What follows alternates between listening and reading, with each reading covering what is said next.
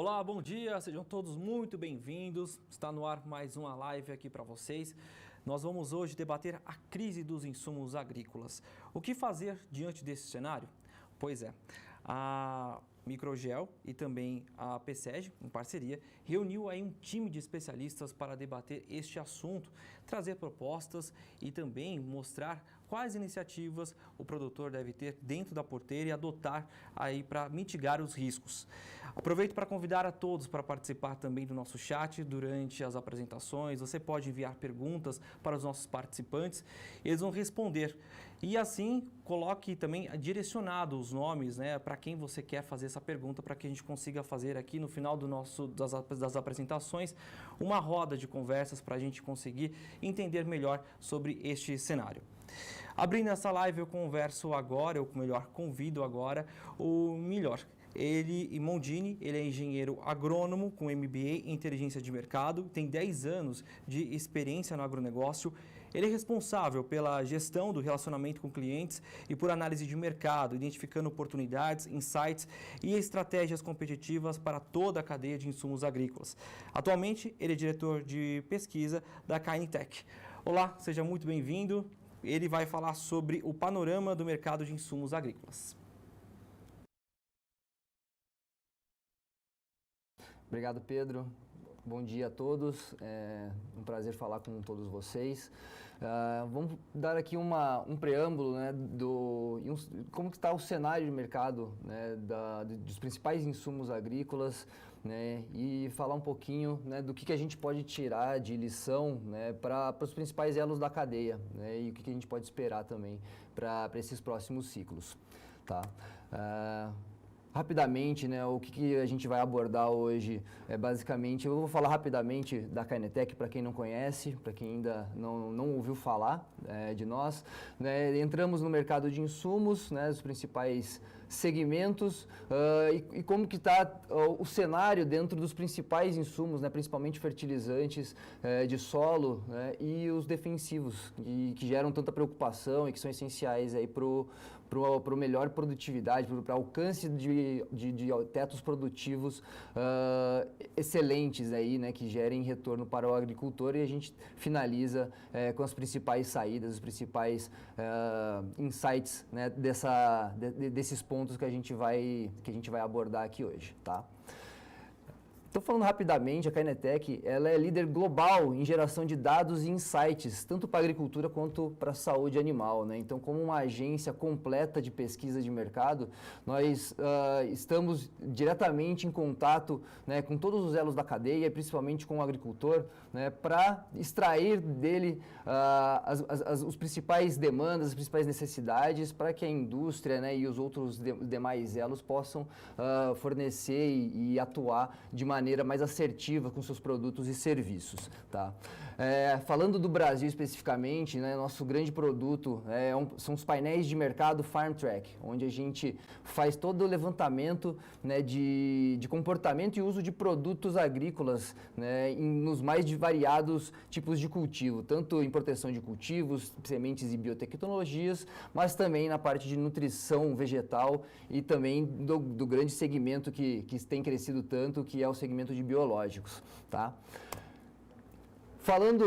Começando a falar um pouquinho sobre quais são os grandes segmentos e como que eles estão compostos dentro do mercado nacional, nesse último ciclo de 2021, a gente viu movimentar mais de 250 bilhões de reais dentro desses principais segmentos, onde a gente destaca principalmente aqui proteção de cultivos, que são os produtos justamente para garantir que as lavouras elas tenham a melhor performance, e se protejam as lavouras das pragas, doenças e daquelas ervas daninhas, que estão competindo por água, luz, nutriente com as culturas agrícolas, um mercado aí de cerca de 60 bilhões de reais que movimentou no último ano, que passou por uma série de fusões e aquisições aí nos anos mais recentes, e a gente viu um mercado um pouco mais concentrado. E como a gente vai ver um pouco mais adiante, isso acaba também sendo impactado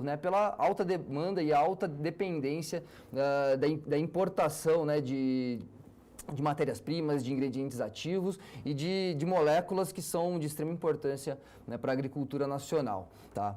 Dentro de sementes e biotecnologias, outro mercado de quase 30 bilhões, né, de reais, também é crucial, né, o desenvolvimento da genética, das novas tecnologias de proteção para algumas pragas, né, da possibilidade de usar algumas ferramentas que auxiliam também o agricultor, né, na operacionalização, né, e em todo o processo produtivo ao longo do ciclo das culturas. Né? É um mercado também que tem uma grande concentração, uma concentração mediana, tem alguns players nacional, né, mas existem diversos desafios, né, para cada um deles dentro desse cenário competitivo. Né? Máquinas e implementos, né, a gente é um setor extremamente importante para o desenvolvimento da agricultura, né? Apesar de não ser tão recorrente a troca de máquinas, né, existe todo um processo de amortização e de uso ao longo do tempo, ainda é um setor que movimenta cerca de 20 bilhões anualmente, né, e está extremamente concentrado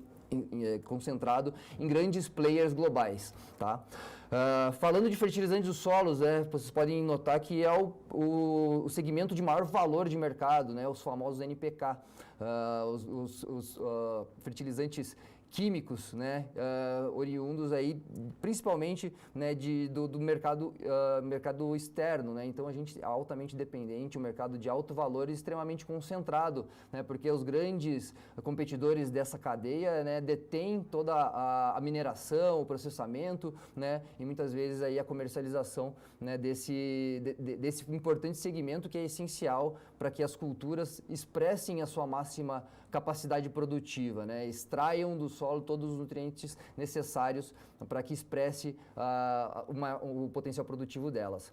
Né? E por último, mas não menos importante, a gente vê um setor que vem se desenvolvendo e crescendo cada vez mais, que é o de produtos especiais, onde aqui a gente engloba os fertilizantes solúveis e foliares, né? Mas também toda a parte de bioinsumos, né? Como os bioestimulantes, os bioativadores e os biodefensivos, né? Bioinoculantes e biodefensivos, que a gente já viu no ano de 2021 chegar a pouco mais de 2 bilhões de reais. Ainda é uma fração, né, de pouco mais de 3% de todo o mercado de proteção de cultivos, né, mas a gente já vê esse crescimento muito forte ao longo desses últimos 4, 5 anos, né, na casa dos 2 dígitos, né, e as expectativas ainda são muito grandes, né, para os próximos 5 anos, chegar a próximo a 10% do total desse mercado de proteção de cultivos, ok? Então, para a gente dar o tom também da importância, né, e do porquê está sendo tão comentado essa possível falta de insumos para a próxima safra, a gente traz aqui um exemplo, né, que a gente extraiu lá do material do Agrianual do pessoal da FNP, de um produtor rural, né, um sojicultor lá do norte do Mato Grosso, de Sorriso. Né, e qual que foi o custo médio dele, né, ao longo dessa última safra que está sendo colhida agora, né, no Mato Grosso, ainda bem está tendo ótimas produtividades, né, tem uma ótima performance com chuvas bastante regulares, né, e isso possibilitando que o Mato Grosso ele continue na sua expansão de produção, de produtividade e buscando novos patamares. Então fica muito evidente, né, a alta dependência, né, e o custo, né, o quanto que do custo de produção desse agricultor está dependente desses insumos agrícolas. Né? Quando a gente fala de defensivos, é 1/3 aproximadamente de todo o custo. A parte de fertilizantes e corretivos de solo, né, mais quase 30%, né, a gente está falando de 28%. Sementes e tratamento de sementes para que a semente possa também germinar e expressar ali o seu potencial produtivo no arranque das culturas, a gente está falando de mais 11%, ou seja, a gente tem cerca de 60% desse custo de produção dependente de insumos agrícolas. Né? E a gente vai aprofundar um pouquinho dentro dos 2 principais aqui, que representa realmente a maior porção desse custo de produção para o agricultor. Tá? Quando a gente vê o cenário de fertilizantes, e aqui a gente está falando especificamente de fertilizantes de solo, né, os NPKs, ano passado a gente teve uma importação na casa dos 46 milhões de toneladas. Né? A soja, devido à sua magnitude, a área cultivada, né, a importância dela para o país, ela representa aí aproximadamente 44% de toda essa demanda, né? Para realmente ela conseguir expor o seu máximo potencial, né? E se vocês observarem, né, aqui ao lado, a gente demonstra, né, qual que é a origem, né, dessa matéria-prima, desse NPK, de cada um dos nutrientes, nitrogênio, fósforo e potássio. E fica muito evidente a alta dependência do Brasil, né, por parte do mercado externo, dos seus parceiros comerciais, né, para que a agricultura realmente ela continue sendo essa força motriz e continue expressando toda a importância que ela tem já no cenário nacional, né? E aqui a gente precisa ter alguns pontos de atenção, né, com relação a essa alta dependência, né, que a gente traz aqui, principalmente o que vem acarretando nessa preocupação e nessa talvez falta de alguns insumos, né? Eu acho que todos já ouviram falar, mas a crise energética ali no mundo asiático, mas também na Europa, né, que acaba impactando muito nas fábricas responsáveis pela produção de fertilizantes, né, tanto na Rússia quanto na China, né, que são dois grandes fornecedores, né, desses nutrientes para a gente, né. A gente tem um impacto também do frete marítimo, que ainda está impactando muito dentro do custo de produção, né, a falta de containers, né, a gente viu aí o frete marítimo multiplicar por mais de 10 vezes nesses últimos 2 anos, né, principalmente no último ano de pandemia, aí, ano passado, em 2021. Né? E, é claro, existe um certo protecionismo por parte desses países que tem também a agricultura como uma forte fonte ali do seu PIB, né? Representa uma porção importante do seu PIB, né? E garantir a segurança alimentar ali dentro desses países, né? Um ponto importante da China é que ela passa também, né, por apesar de estar pensando em liberar novas exportações aí para entre abril e junho, né, a gente ainda não tem uma visibilidade bastante clara. E a Rússia, apesar de ter, né, afirmado que vai manter ali as exportações para o Brasil, né, tem o principal nutriente, o nitrogênio, que é muito importante principalmente para a cultura do milho, né, ainda encontra sob restrição. Tá? Então, alguns pontos para a gente levar em consideração e ter alerta, né, que esse cenário ainda permanece um pouco incerto, tá? Mas a maior parte das companhias responsáveis pelo fornecimento desses nutrientes garantem que vai ter entrega, né, desde que o agricultor esteja preparado para antecipar as suas compras, tá? No cenário de defensivos, né, de proteção para cultivos, aqui é muito semelhante ao que foi citado anteriormente na área de fertilizantes, né? A gente vê, né, uma alta participação da soja novamente, né, devido à sua magnitude, quase 50% de todo esse volume que o Brasil importou e que o Brasil utiliza, né, de defensivos agrícolas, são direcionados para a soja, né, devido aos mesmos pontos, né, sua magnitude, sua importância dentro do cenário, né, e como a gente pode ver ao lado, a gente depende também, né, tem uma alta dependência, 80% aí praticamente de 4 países, né, e mais uma vez, né, muita dependência do mundo asiático, né, principalmente a China, mas também a Índia, né, que já vem ampliando a produção de algumas moléculas, ampliando o número de fábricas, né, e tem algumas motivações aí por trás disso, né, que a gente também traz aqui alguns pontos de atenção, tá? Os pontos de atenção aqui da oferta internacional é muito semelhante, né? A crise energética no mundo europeu e no asiático, né? O que faz com que as fábricas precisam redirecionar o gás natural responsável por gerar esses fertilizantes, esses defensivos para a Europa, né? Para geração de energia, né? Mas também a China passa por um momento, né, de readequação das legislações ambientais, né, para que se adequem a padrões globais, né, que atendam essa legislação. E com isso, muitas fábricas foram fechadas, outras restringiram, né, a capacidade produtiva, né, e com isso a gente vê uma tendência de algumas indústrias migrarem para países periféricos, periféricos e principalmente a Índia, né? Que, como eu comentei, né, ela já é um importante parceiro comercial no fornecimento de moléculas, né, mas passa a cada vez mais ser mais importante parceiro comercial para o Brasil também para algumas moléculas para esse setor de defensivo, de proteção de cultivos, tá? Então, realmente, o cenário ainda é um pouco incerto, mas acredito que para esse próximo ciclo a gente possa ter, o grande impacto vai ser realmente nos custos, né? E que o agricultor vai precisar aprender a lidar, a manejar de forma mais racional, né? Seja com manejo nutricional, né? No uso de fertilizantes, seja também na aplicação de produtos ali para suas lavouras, ok? E aqui, resumindo um pouco desse cenário que a gente desenhou aqui, né, com algumas saídas, alguns insights para cada um dos elos da cadeia, né, a gente começa pela ponta aqui, pela indústria de insumos, né, quais são os desafios para a indústria de insumos? Esse aumento de custo, né, nas importações, eles vão realmente causar algumas limitações, né, e as empresas vão precisar se reinventar, né, se reposicionar os seus produtos, né, vai ter aí um desafio de inovação por parte dessas empresas, né.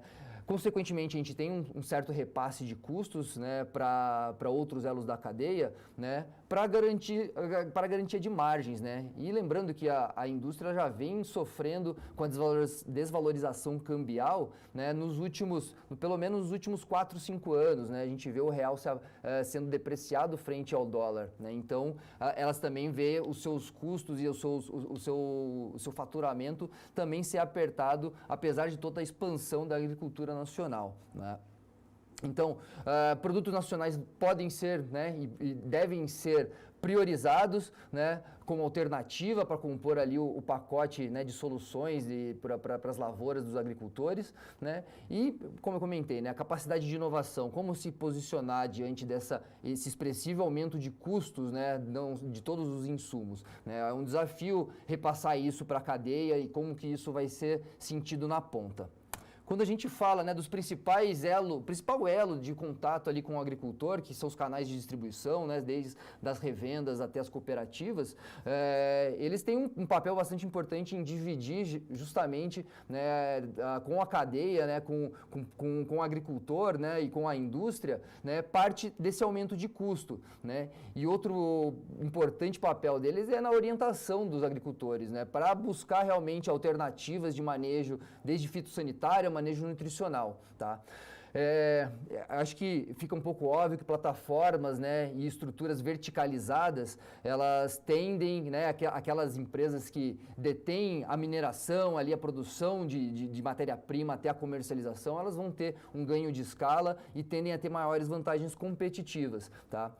A capacidade financeira é um ponto de atenção, né, que é o capital de giro, né, mas também a parte estrutural de logística e armazenagem vai ser crucial para a competitividade, para fornecimento no tempo correto, no timing ali que o agricultor precisa, né, e para se manter relevante, né, dentro do cenário e para aqueles clientes, para aqueles produtores rurais, né. E por último, né, a limitação de crédito, né, com esse aumento de custos, né, as empresas elas dependem de garantias reais ali junto à indústria para continuar comprando os insumos, continuar tendo esses insumos dentro de casa, né? Então isso vai continuar sendo um desafio bastante grande que vai precisar ser superado, né? E aí vai ter que ter acho que esforços conjuntos aí, né, de acordo entre a distribuição e a indústria para que justamente não falte esse produto na ponta ali para o agricultor, que é aquele que mais precisa, e aquele que eu aponto agora, né, por último, e o mais importante, o principal ator, né, de todo esse cenário agrícola, né, que ele vai precisar buscar maior eficiência produtiva, né, melhoria na gestão das suas propriedades, na gestão financeira das suas fazendas, no planejamento da safra, cada vez mais assertivo, né, eu acho que utilizando o seu conhecimento empírico, mas também o histórico, e utilizando de forma mais racional ali os seus produtos, né, para que ele continue mantendo suas margens, sua rentabilidade, né. A gente sabe que o clima a gente não pode prever, né, mas os seus custos têm ele pode planejar melhor para ser mais assertivo, né? Então, fazer análise econômica, viabilidade, fazer alguns trade-offs com relação a algumas culturas, né? Aquelas que têm menor exigência, né? E também na racionalidade na aplicação de alguns produtos. A limitação de crédito por parte do produtor, ele vai enfrentar muito semelhante ao que enfrenta a distribuição, porque também depende de garantias reais ali para fornecer para a distribuição, para ele poder continuar comprando os seus insumos. Então, aí, esse é um ponto de atenção por parte do agricultor. E por último, né, a busca por produtos alternativos para compor ali a sua cesta de soluções, né, cesta de ferramentas para o manejo das culturas, né? Então isso tende, né, a gente tem uma propensão ao agricultor estar mais aberto ao uso de outras ferramentas, né, de ferramentas, seja de bioinsumos, né, seja de outras formas de suprir o nutriente necessário para ele extrair o máximo potencial de suas culturas. Ok? A mensagem que eu queria deixar é essa hoje. A gente vai ter a oportunidade de responder algumas questões aí no final. Obrigado. Com certeza, muito obrigado. Esse é o Emílio Ormondini, ele é diretor de pesquisa da Cainitec. Ele trouxe aqui para a gente um panorama sobre o mercado de insumos agrícolas. Se você tem dúvidas e quer participar aqui desta live, fique à vontade, nós temos um chat disponível para você destinar as suas perguntas aos nossos participantes, né? Lembrando que é importante colocar o nome do participante, né, para você direcionar a pergunta para que ela seja respondida com clareza, obviamente, para você. Bom, nós já vamos encaminhar para uma outra fase da nossa live, trazendo aqui mais um participante. Eu convido para falar sobre o mercado de insumos, dessa vez no cenário, perspectivas para a cultura da cana-de-açúcar, né, as próximas safras. Eu converso agora com o João Rosa Botão, engenheiro agrônomo pela Universidade de São Paulo, tem mestrado em Engenharia de Sistemas Agrícolas pela também Universidade de São Paulo, doutor em Ciências pela Exalc-USP. Atualmente é gestor de projetos do Programa de Educação Continuada e Economia e Gestão de Empresas do PSEG. Botão, tudo bem? Seja muito bem-vindo. Pode começar a sua apresentação.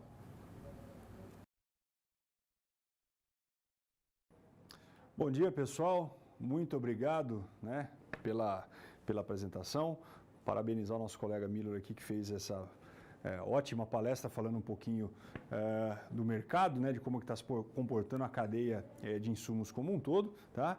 E eu vou dar uma puxada mais a nível de mercado, né, tentando fazer um perfil junto à comercialização específico mais para a cana-de-açúcar, tá bom? Nosso tempo aqui é relativamente breve, né, nesses 15, 20 minutos que a gente tem para discutir. Então depois, caso vocês tenham dúvidas, né, vai ter toda a parte de interação aqui com o nosso time. De antemão, quero agradecer também o pessoal da Microgel, tá? Que está aqui possibilitando que nós conseguimos bater um papo, né? Trazer um pouquinho do que está acontecendo no mercado. Então a nossa pergunta aqui, né? Deixa eu colocar aqui na temática aqui do nosso evento é a crise dos insumos agrícolas. O que fazer diante desse cenário? Então eu já vou começar pelo fim. O que fazer diante desse cenário? Investir. Investir, né? A gente conversa muito com o produtor, com o usino, o pessoal da cadeia, né? E assim, se não tá bom agora para investir, meu amigo, vai estar bom quando? Se há 2 anos atrás nós estávamos com a TR na casa de 0,77, né?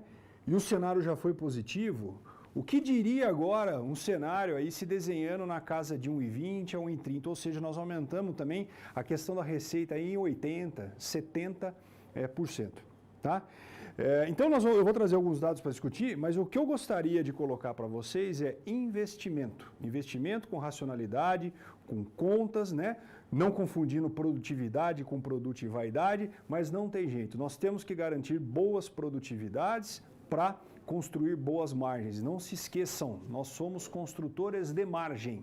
Certo? Então o preço dos insumos, como eu vou mostrar para vocês, subiu, mas felizmente também o preço da matéria-prima também está em patamares interessantes e é o momento de investimento. Se não for agora, vai ser quando? Quando o preço recuar, e ele vai recuar daqui a um tempo, é cíclico, como nós vamos mostrar, tá bom? Então essas são as principais discussões aí e que eu vou mostrar aqui umas figurinhas para ilustrar um pouco. O que nós temos aqui, pessoal?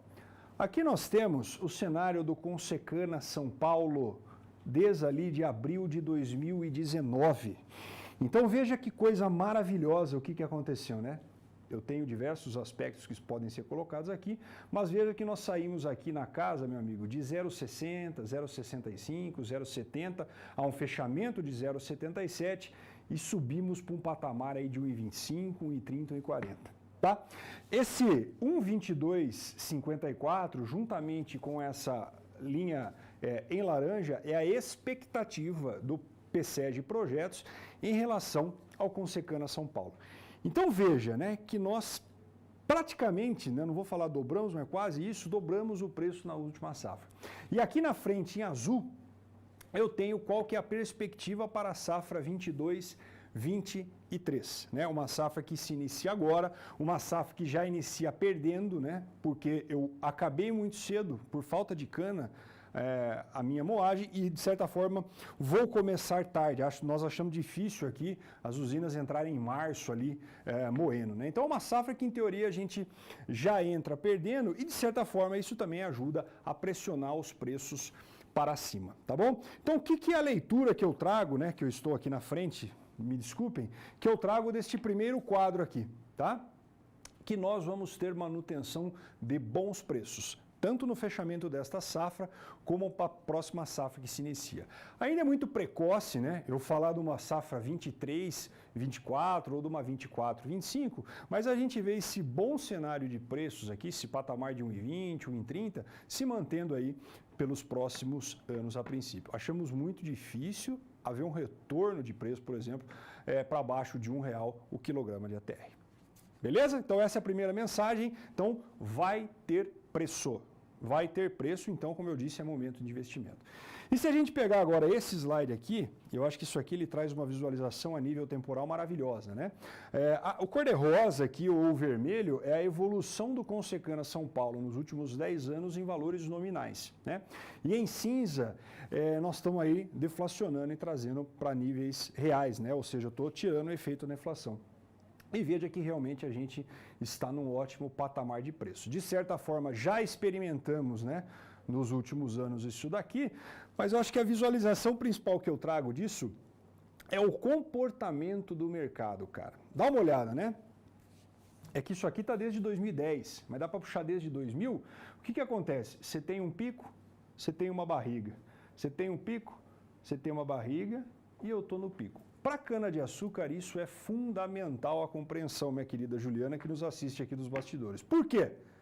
Porque a cana-de-açúcar é uma cultura semi-perene ou perene. Então, nós já sabemos qual que vai ser um pouco, que vão ter oscilações de preço. Então, vejam novamente que nós estamos num momento de bons preços. Vai chegar um momento que vai dar barriga de novo? Não tenha dúvida disso. E você vai ter que estar preparado. Como é que você prepara? Você faz investimento na sua lavoura. Beleza? Pois bem, então esse é um pouco do panorama de preços. Aqui é algo, né, que eu não preciso nem contar, vocês como produtores, né, estão sentindo na veia. Isso aqui é a evolução de alguns insumos agrícolas, né? Eu peguei aqui mais focado em fertilizantes, dado a natureza, que foi a Microgel que promove esse belíssimo evento. Vejam qual foi o comportamento, esse aqui do cloreto de potássio, ao longo dos últimos meses. Então, nós estamos começando aqui mais ou menos no final de 2020, né? Então, estava com preço ali próximo de 1.600.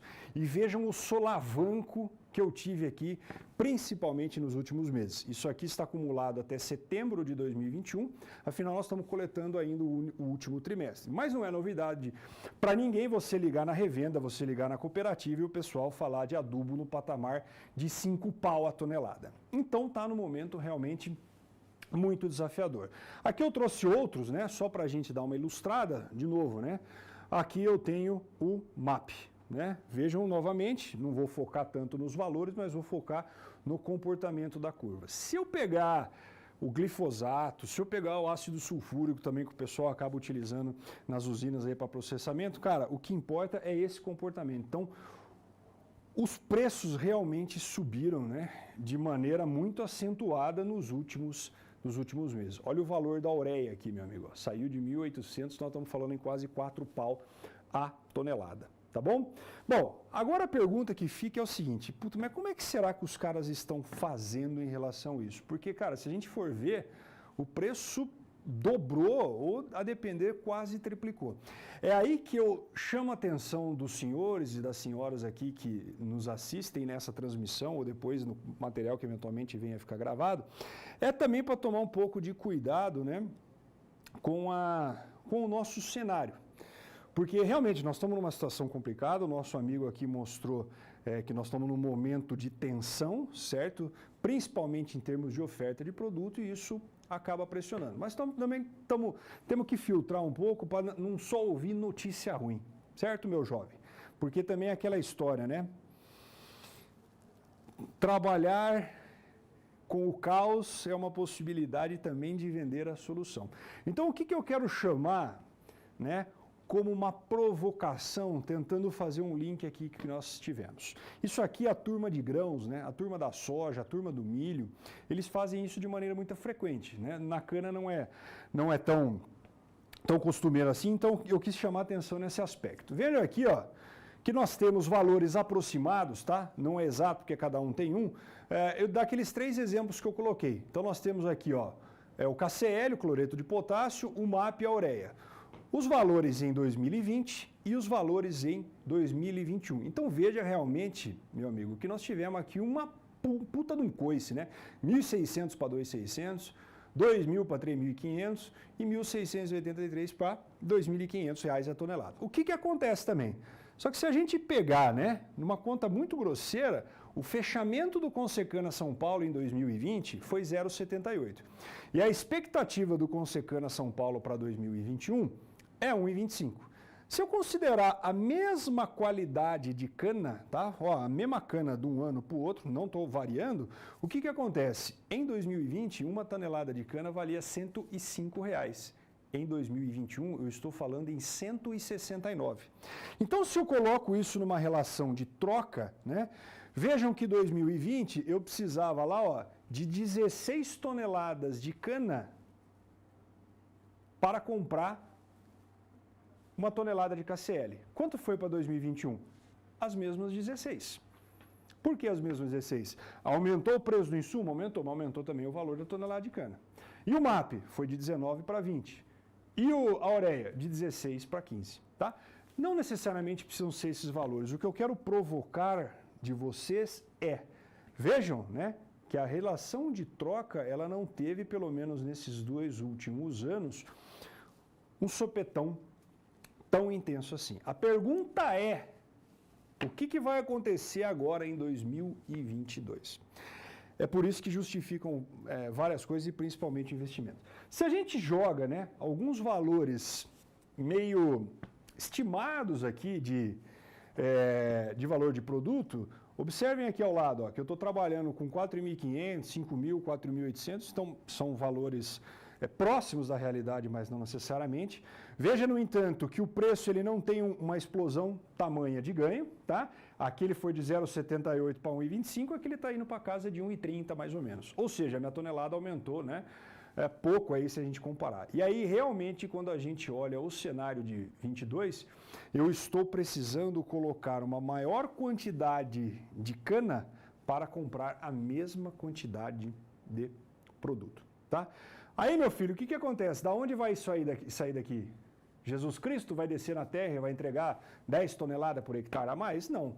Você tem que investir, porque realmente o momento ele é desafiador. A cana é uma cultura semi-perene a perene, então nós temos que observar muito no detalhe essa questão das ações que nós tomamos hoje e como isso vai refletir amanhã. E tem 2 pontos que eu quero colocar aqui de atenção. 2 pontos. Essa análise minha aqui de 2022, o raciocínio dela está correto, mas de certa forma, os números que eu coloquei, eles estão um pouco desonestos. Não no que diz respeito ao preço dos insumos, que estão realmente batendo a casa dos 5, 6 mil reais a tonelada. Eu digo mais no respeito do preço da cana. Esse cálculo que eu fiz aqui, que está dando 176, ele é baseado no Consecana São Paulo. O Consecana São Paulo, ele virou um índice de referência de negociação. Boa parte, presta atenção você que está dormindo nesta bela manhã, presta atenção, boa parte das negociações de matéria-prima em que os contratos venceram, então na renovação, ou estou trabalhando com cana spot, né, eles utilizam o Consecana como base. Ontem mesmo conversava com produtores que ao fazer a conta, esse preço da tonelada aqui, ele está chegando na casa de 220, 230 reais por tonelada de cana. Tem muita negociação sendo baseada em ATR fixo, né? 125, 130, 135 quilo fixo. Então, assim, né? Eu sei também que a característica, né, de falar só da coisa ruim é complicada, mas nós temos que também olhar o bom momento de mercado. O preço tá bom, tá faltando cana e com isso você consegue ele até dar uma barganhada. Não sou a favor também de canibalismo comercial, acho que isso deteriora a relação, tá? Mas eu acho que é um momento interessante. E o segundo ponto que eu falei, né? Então isso aqui de certa forma está um pouco desonesta, porque a cana está muito mais cara do que isso, se for você ver na prática. E a segunda é, vocês produtores estão capitalizados. Por quê? E quando eu falo isso, evidentemente eu sei que tem situações e situações, eu estou falando de maneira geral.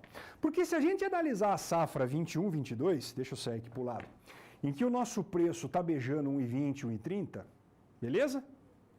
Por que eu estou falando que essa safra ela vai ser uma safra maravilhosa em termos de margem? Porque boa parte da safra 2021-2022 aconteceu com preços de 2020.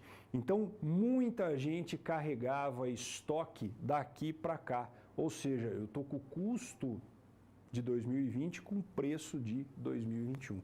Ou seja, o teu colchão, a tua margem, ela foi interessante. E você tem que aproveitar esse momento, dessa margem aqui, para investir para cá, tá? Porque é com produtividade racional do ponto de vista econômico também, diga-se de passagem, que nós temos que gerir a nossa atividade. Então, essa é um pouquinho da provocação. Ficar falando só que o adubo está 5, 6 pau, que o glifosato está 90, meu amigo, isso daí não vai colocar cana na tua lavoura. Vamos procurar trabalhar com as informações que nós temos, né? E aí fica uma decisão sua. Nós vamos enxergar o nosso copo meio cheio ou meio vazio. Eu deixo essa mensagem um pouco mais de motivação até para os senhores, né? Está um momento bom, apesar de todos os desafios. Aqui entrando um pouco mais nas questões de mercado, né? Um pouquinho do que o PSEG ele espera da safra, né? Veja que a nossa expectativa de moagem é sair aqui mais ou menos das 520 milhões de toneladas, passar para 550, ou seja, eu estava na anterior com 600 milhões de toneladas, tive uma queda significativa, foi para 520. Nós vamos voltar para 600? Não, meu filho. Cana não é soja, milho, né, que você resolve a parada em 6 meses ali, né? Os canaviais dessa safra vão sentir muito ainda os reflexos, né? Apesar de estar chovendo bem, pelo menos no começo desse ano. Então a gente volta a ter um pouco mais de cana, mas ainda está fartando muito. Então isso também que está ajudando a pressionar aí os preços, né, de venda para cima. Beleza? Aqui outras informações mais de quantificação. Outra coisa acho que vale chamar a atenção, né? Tende-se, né, a ser uma safra mais alcooleira, né? Um mix de produção voltado mais para o etanol nessa próxima safra do que foi aqui na safra 2021-2022. Beleza? Eu já até aviso aqui o pessoal dos bastidores que se quiser chamar o pós-palestrante, que eu estou chegando no final aqui da minha apresentação. O que nós temos aqui, pessoal? Um pouco da expectativa do PSEG em relação ao mercado de insumos. Botão, nós estamos com 5, 6 pau a tonelada. Nós vamos voltar para 2,5, 3? Acho muito difícil. Mas acho também difícil, né, essa curva ela continuar subindo. Aqui tem um pouquinho da história, né? Então, desde o que aconteceu de janeiro de 2020 até então. Então, aqui nós temos o início da pandemia, né? Vejam que o preço dos insumos, eles sobem. Aí, de certa forma, se mantém. E aqui em 2021, no mesmo período, o negócio dá aquela paulada, né? Aqui eu tenho tanto para defensivos quanto para alguns fertilizantes. Qual que é a nossa expectativa até o final do ano? É de um arrefecimento, né? Não subir mais, né? Mas isso dá uma estabilizada para o final do ano. esses valores começarem a cair. Evidentemente que tudo isso daqui eles são traçados a partir de cenários, e os cenários mudam, né? Então, se esses nossos amigos aqui, né, colaborarem, né, nós vamos ter, pelo jeito, nós estamos tendo um ano muito animado.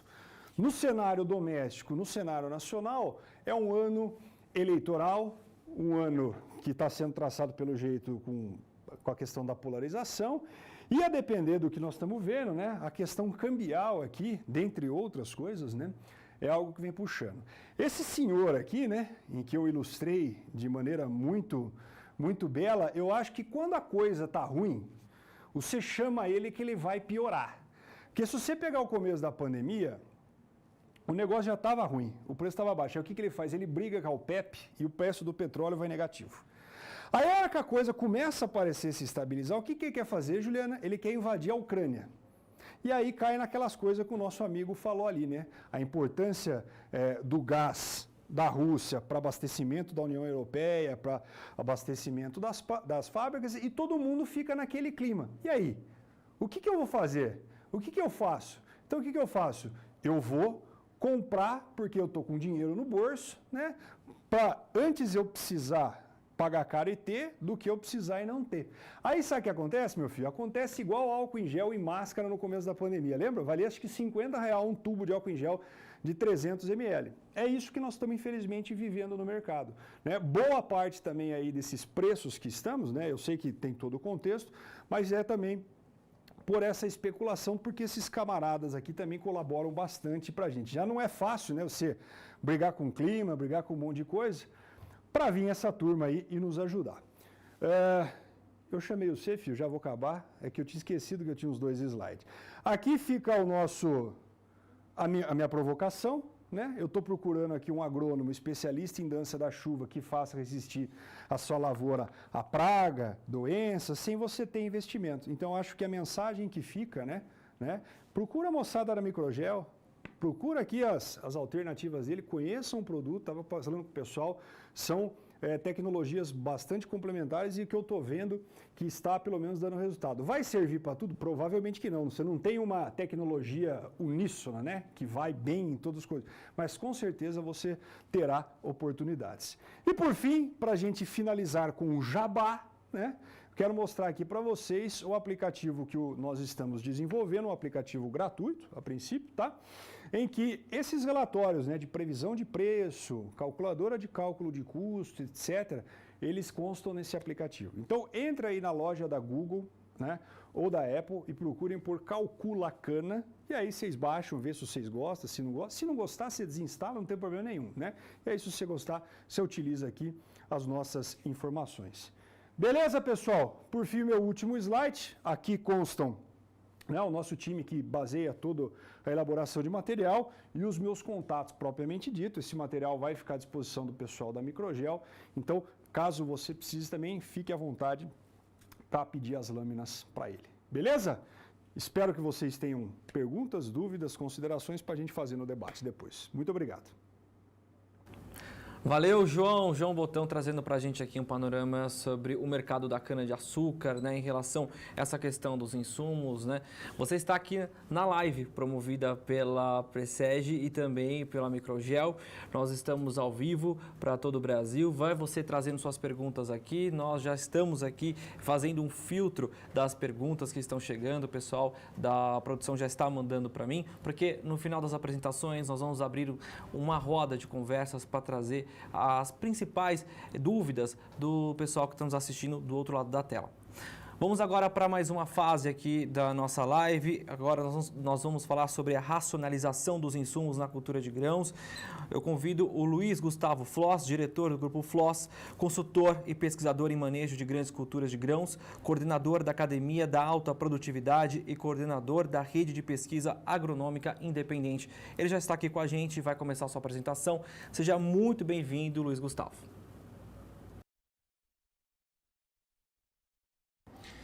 Bom dia, Pedro. Obrigado pela apresentação. É um prazer nós estarmos aqui. Gostaríamos de agradecer muito a Microgel, a Presege, por esse momento para nós estarmos falando um pouquinho mais a respeito das culturas de grãos.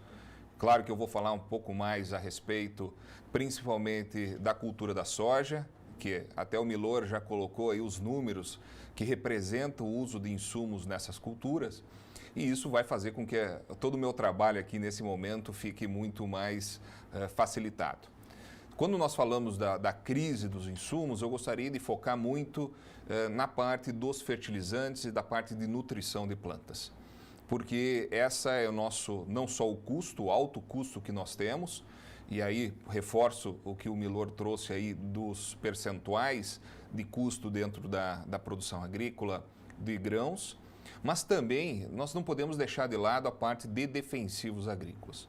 Nós temos uma questão muito importante, que é alguns herbicidas, alguns inseticidas, em que nós temos uma deficiência, uma falta de produto no mercado e deveremos ter sim, e esse é um grande problema. Então, nessa condição que nós estamos vendo da situação atual e o que nós propomos, então, pensando já a próxima safra, eu gostaria de trazer o que nós temos de potencial de produção. Antes da gente ver custo, nós temos que ver o que nós temos de potencial de receita. Na cultura da soja, a gente saiu de uma produtividade abaixo de 3 mil quilos por hectare no passado e nós já tivemos, por exemplo, na nossa estação experimental em Passo Fundo, potencial já de 10 toneladas de soja por hectare colhidos em áreas, algumas quadras nossas. Então isso demonstra que o potencial produtivo que nós temos tem uma tendência a aumentar a partir do momento que nós utilizamos boa genética e, obviamente, aqueles insumos que nós estamos presentes com uma boa qualidade. Não podemos pensar só em produtividade, precisamos pensar realmente em margem. Realmente, o João comentou muito bem essa questão de como é importante a gente ter margem dentro da nossa produção para gerar sustentabilidade no nosso negócio. Então, a diretriz que nós precisamos ter dentro do investimento de acordo com o potencial de retorno. Nós estamos falando aqui para produtores que têm potencial de produtividade, por exemplo, de soja, de 3 mil quilos, 4 mil quilos, talvez 6 mil quilos, talvez 7 mil quilos por hectare. O investimento que a gente vai fazer, principalmente em determinados insumos, vai ser decorrente desse potencial. Se nós temos um potencial mais baixo, possivelmente, quando nós falamos em fertilizantes, a gente vai fazer um investimento mais baixo também, dependendo qual nutriente vai estar entrando nesse assunto. Por outro lado, nós temos custos quase fixos de insumos. Por exemplo, se eu tenho uma área de lavoura de 3 mil quilos ou de 7 mil quilos por hectare e sou atacado por pragas, o custo por hectare vai ser o mesmo. Então, quando nós falamos em incrementar o potencial produtivo e dar condições para isso, para mim é o principal foco que nós devemos estar trazendo.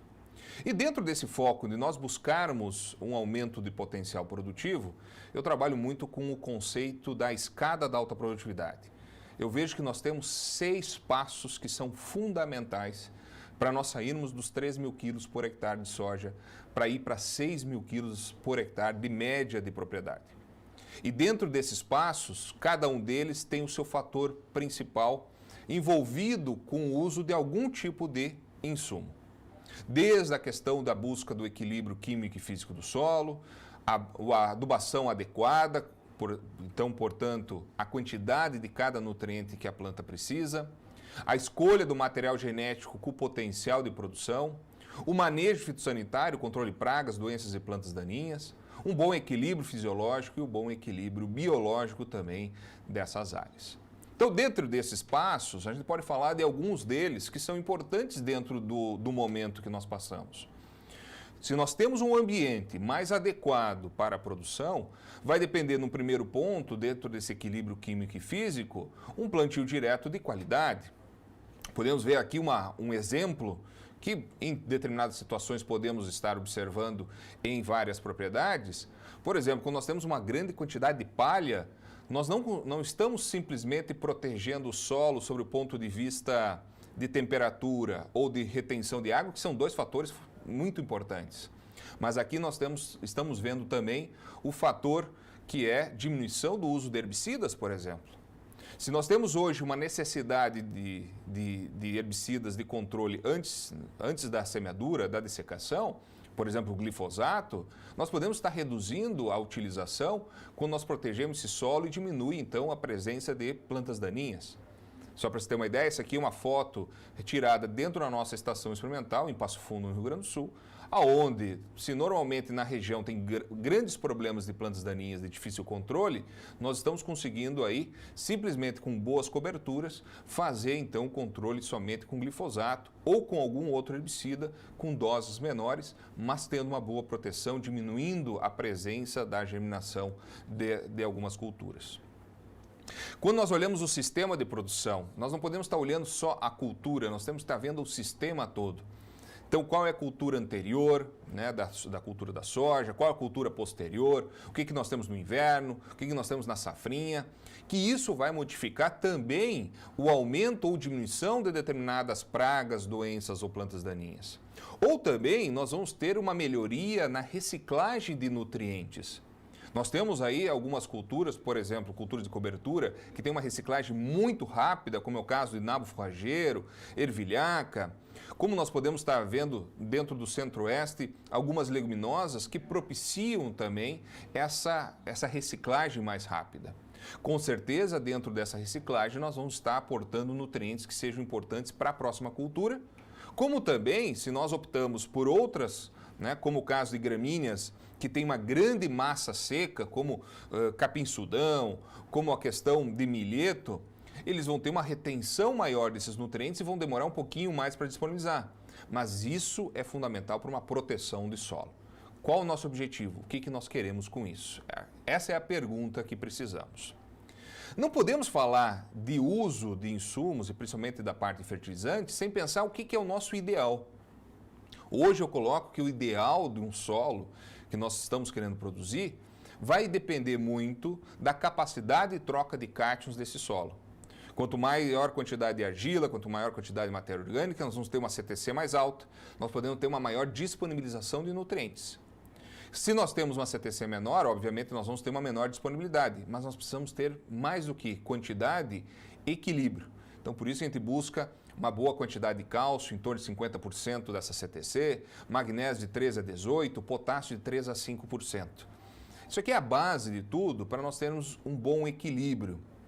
Se nós não temos esse equilíbrio, nós vamos ter deficiência desses nutrientes. E a deficiência nutricional vai trazer a diminuição da nossa produtividade.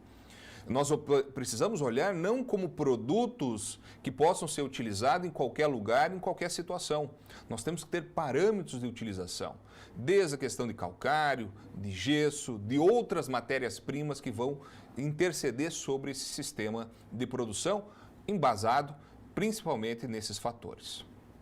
E aí, quando nós falamos de adubação, eu queria trazer um conceito aqui que é importante, né? Se vocês lembrarem do último slide do Milor, na última a situação de apresentação que ele fala sobre a questão do produtor rural, eu posso dizer que a partir dali entra a nossa visão sobre o que o produtor precisa estar pensando.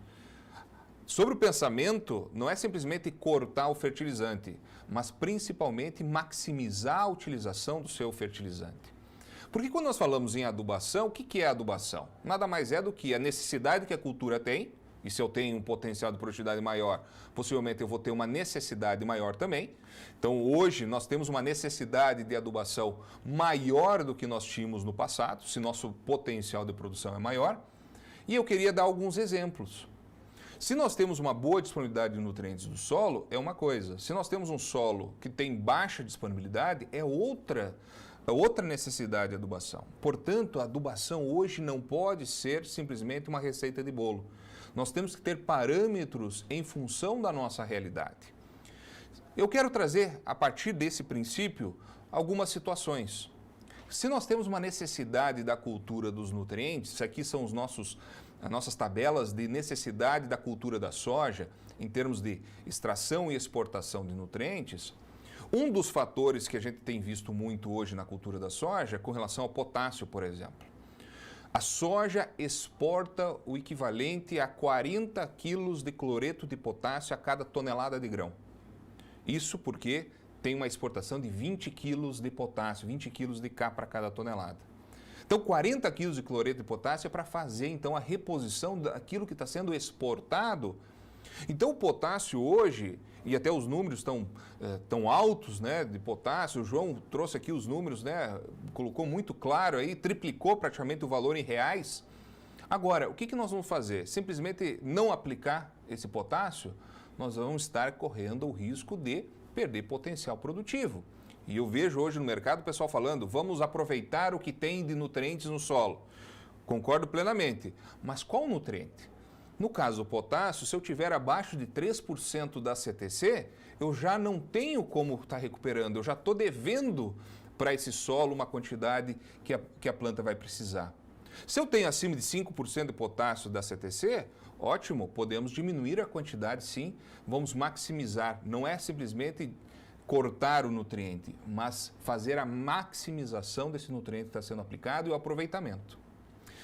Mas tem um outro nutriente que eu queria chamar muito a atenção e trazer alguns dados um pouquinho mais fortes para a gente poder estar discutindo aqui, que é com relação a fósforo. Fósforo, por exemplo, para a cultura da soja, nós temos aí uma exportação equivalente, aí, arredondando esses números, 10 quilos de P2O5 para cada tonelada de grão a ser exportado. Ou seja, se a gente produz aí 80 e poucos sacos por hectare, vamos falar de 5 toneladas de soja por hectare, que é uma bela de uma produtividade, nós estamos falando de uma exportação de 50 quilos de P2O5 por hectare, exportado através dos grãos. Não tem produtor que aplique menos do que 50 quilos de fósforo, menos do que 50 quilos de P2O5 por hectare. Muitos produtores trabalham com 70, 80, 100, 120, 150 quilos de P2O5 por hectare. Ou seja, ao contrário do potássio, que nós temos uma grande exportação, no caso do fósforo, nós temos aí uma exportação menor do que a adubação que a gente realiza. Se a gente voltar ao porquê disso, principalmente porque o fósforo é pouco eficiente. Nós temos grandes quantidades de fixações no solo, nós temos um problema que é a diminuição da disponibilidade, menor quantidade na solução do solo. Então, a eficiência da adubação de fósforo sempre é baixa. Nós sempre estamos colocando alguma coisa em torno de 3 vezes mais fósforo do que a planta tem necessidade, justamente pelas perdas, principalmente por fixação. Então, aqui nós temos uma margem muito interessante. Se o fósforo está caro, nós já estamos colocando quantidade acima que a planta precisa, mas nós temos um problema que é a eficiência. Qual que é a solução para essa situação toda? Aumentar a eficiência dessa aplicação desse fósforo. E como que nós vamos aumentar a eficiência? Aqui eu quero trazer alguns números que a gente tem conseguido. Por exemplo, dentro da nossa área experimental, nós temos fósforo muito alto, níveis altíssimos de fósforo, até por uma questão de anos de plantio direto, anos de boas adubações. Nós trabalhamos com fertilizantes organominerais, nós trabalhamos com ferramentas biológicas que possam propiciar um aumento da disponibilização de fósforo na solução do solo, em que a planta vai poder aproveitar mais, em que hoje nós estamos utilizando praticamente 50% da quantidade que normalmente se utiliza. Vou fazer um cálculo bem rápido. Se 10 quilos de P2O5 é a quantidade que a planta precisa para cada tonelada de grão a ser produzido, normalmente se trabalha com 3 vezes, 30 quilos de P2O5. Hoje nós estamos trabalhando com 15 quilos. 15 quilos é acima dos 10 que a planta precisa, mas nós temos uma eficiência mais do que dobrada. E é aí que entra principalmente a questão do bom equilíbrio biológico. A eficiência está diretamente relacionada à melhoria das condições biológicas do solo. Porque não é quimicamente que nós vamos ter o aumento dessa eficiência somente. Nós precisamos de micro-organismos que no solo possam liberar aquele fósforo que está sendo preso na superfície dos colóides, liberar aquele fósforo que está ligado a alumínio, a ferro, para que a planta possa ter essa absorção. E uma das ferramentas que a gente tem utilizado muito é a questão do uso das enzimas. Enzimas de solo, que hoje nós podemos ter uma visualização um pouquinho melhor como está a saúde biológica desse solo. Em 2020, a Embrapa fez até o lançamento do BioAS, que leva em consideração 2 enzimas, a beta-glicosidase e a arilsulfatase, e a gente vem trabalhando, como a Exalc vem trabalhando também aqui, com a fosfatase ácida como um outro elemento importante nessa situação. Então eu queria trazer até uma informação importante, né, de um trabalho que a gente vem realizando nesses últimos anos, aproveitar que a gente tem alguns dados, inclusive com a Microgel, de um trabalho que a gente vem realizando para aumentar a disponibilização de fósforo através dessa parte biológica. Já que o custo é tão alto do fósforo, está muito explícito isso, como que nós conseguimos melhorar a eficiência disso? E nós podemos ver que, a partir do momento que nós conseguimos liberar maior quantidade de fósforo para a planta, e o microgel a gente conseguiu observar que isso pode inclusive ajudar nessa formação dessas enzimas, por exemplo, o aumento da fosfatase ácida. Fosfatase ácida aumentada vai fazer com que haja maior liberação de fósforo para a solução do solo, aumentando os teores de fósforo nessa solução, com certeza a planta tem maior disponibilidade e aí consegue ter um incremento de potencial produtivo. Além da questão da fosfatase ácida diretamente ligado, nós temos algumas outras informações biológicas muito interessantes, como é o caso da beta-glicosidase, da aril-sulfatase, que nós conseguimos aumentar. Beta-glicosidase, aumento da liberação de nutrientes da palhada presente. Aril-sulfatase, maior transformação de enxofre, maior liberação de enxofre para que a planta possa estar aproveitando mais também. Melhorando, inclusive, as condições físicas do solo, porque quando a gente tem maior disponibilidade de nutrientes, aumenta a formação de raízes, aumenta a matéria seca, nós conseguimos, então, diminuir, então, a compactação e melhorar a porosidade do solo. Resultado disso tudo é incremento de produtividade. Só para a gente ter uma ideia, com a maior liberação desses nutrientes, com a melhoria da parte física, nós conseguimos chegar a uma média acima de 200 quilos a mais de soja por hectare. Nós estamos falando de quase 4 sacos a mais. Se nós olharmos que a soja pode chegar aí ao famoso lobo-guará, né, quase R$200 o saco daqui a uns dias, nós estamos falando de quase R$800 de incremento de receita em relação a um baixo custo, mas principalmente a um melhor aproveitamento dos nutrientes. Então, o que nós precisamos hoje é ter parâmetros suficientes para que a gente possa fazer a adubação mais adequada e possa aproveitar melhor a situação. No momento que nós estamos hoje, a melhor coisa que tem é ter informação.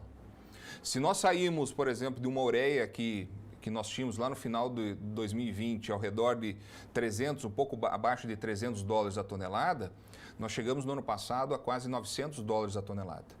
Hoje já está abaixo de 600, pessoal.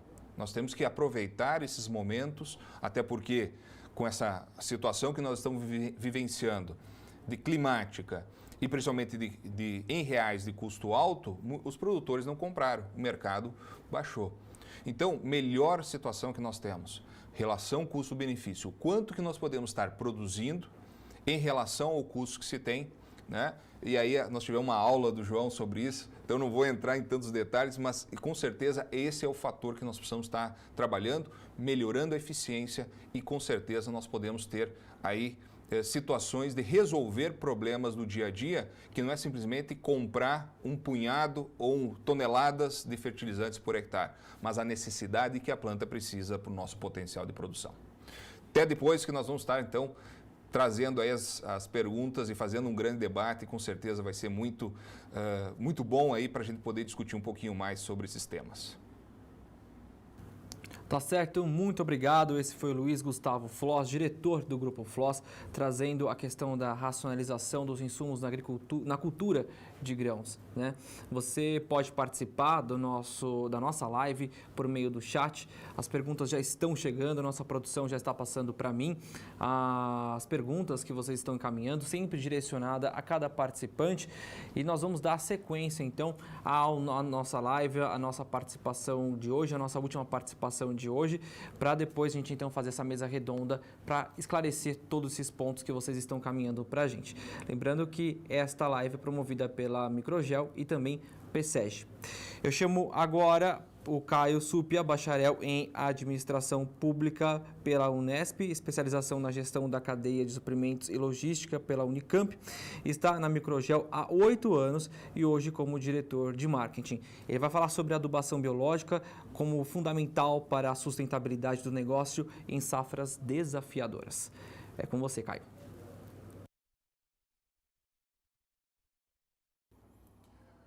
Obrigado, bom dia a todos. Prazer, uma satisfação aqui estar falando para vocês hoje, para a gente explorar um pouco esse tema que está tão em destaque aí no momento, né? A questão dos insumos agrícolas. E seguindo um pouco o racional aí dos nossos colegas que apresentaram para vocês o cenário e e a gente trouxe também aí um caso mais próximo do agricultor com o Luiz Gustavo, né? Trazendo um pouco o cenário mais do campo, a gente traz um pouco da tecnologia microgel, que a gente entende que de fato é uma ferramenta que pode contribuir para melhorar esse cenário que a gente está enfrentando, né?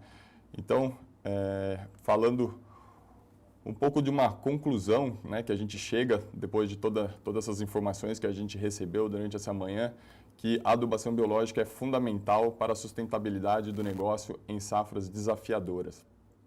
E aí é uma reflexão que fica, né, quando a gente tem o Brasil se propondo ser um celeiro global de alimentos, a gente tem uma dependência aí de 80% de insumos importados, conforme foi colocado nas apresentações. A gente está numa posição muito frágil em relação à importação e à dependência de outros países, né?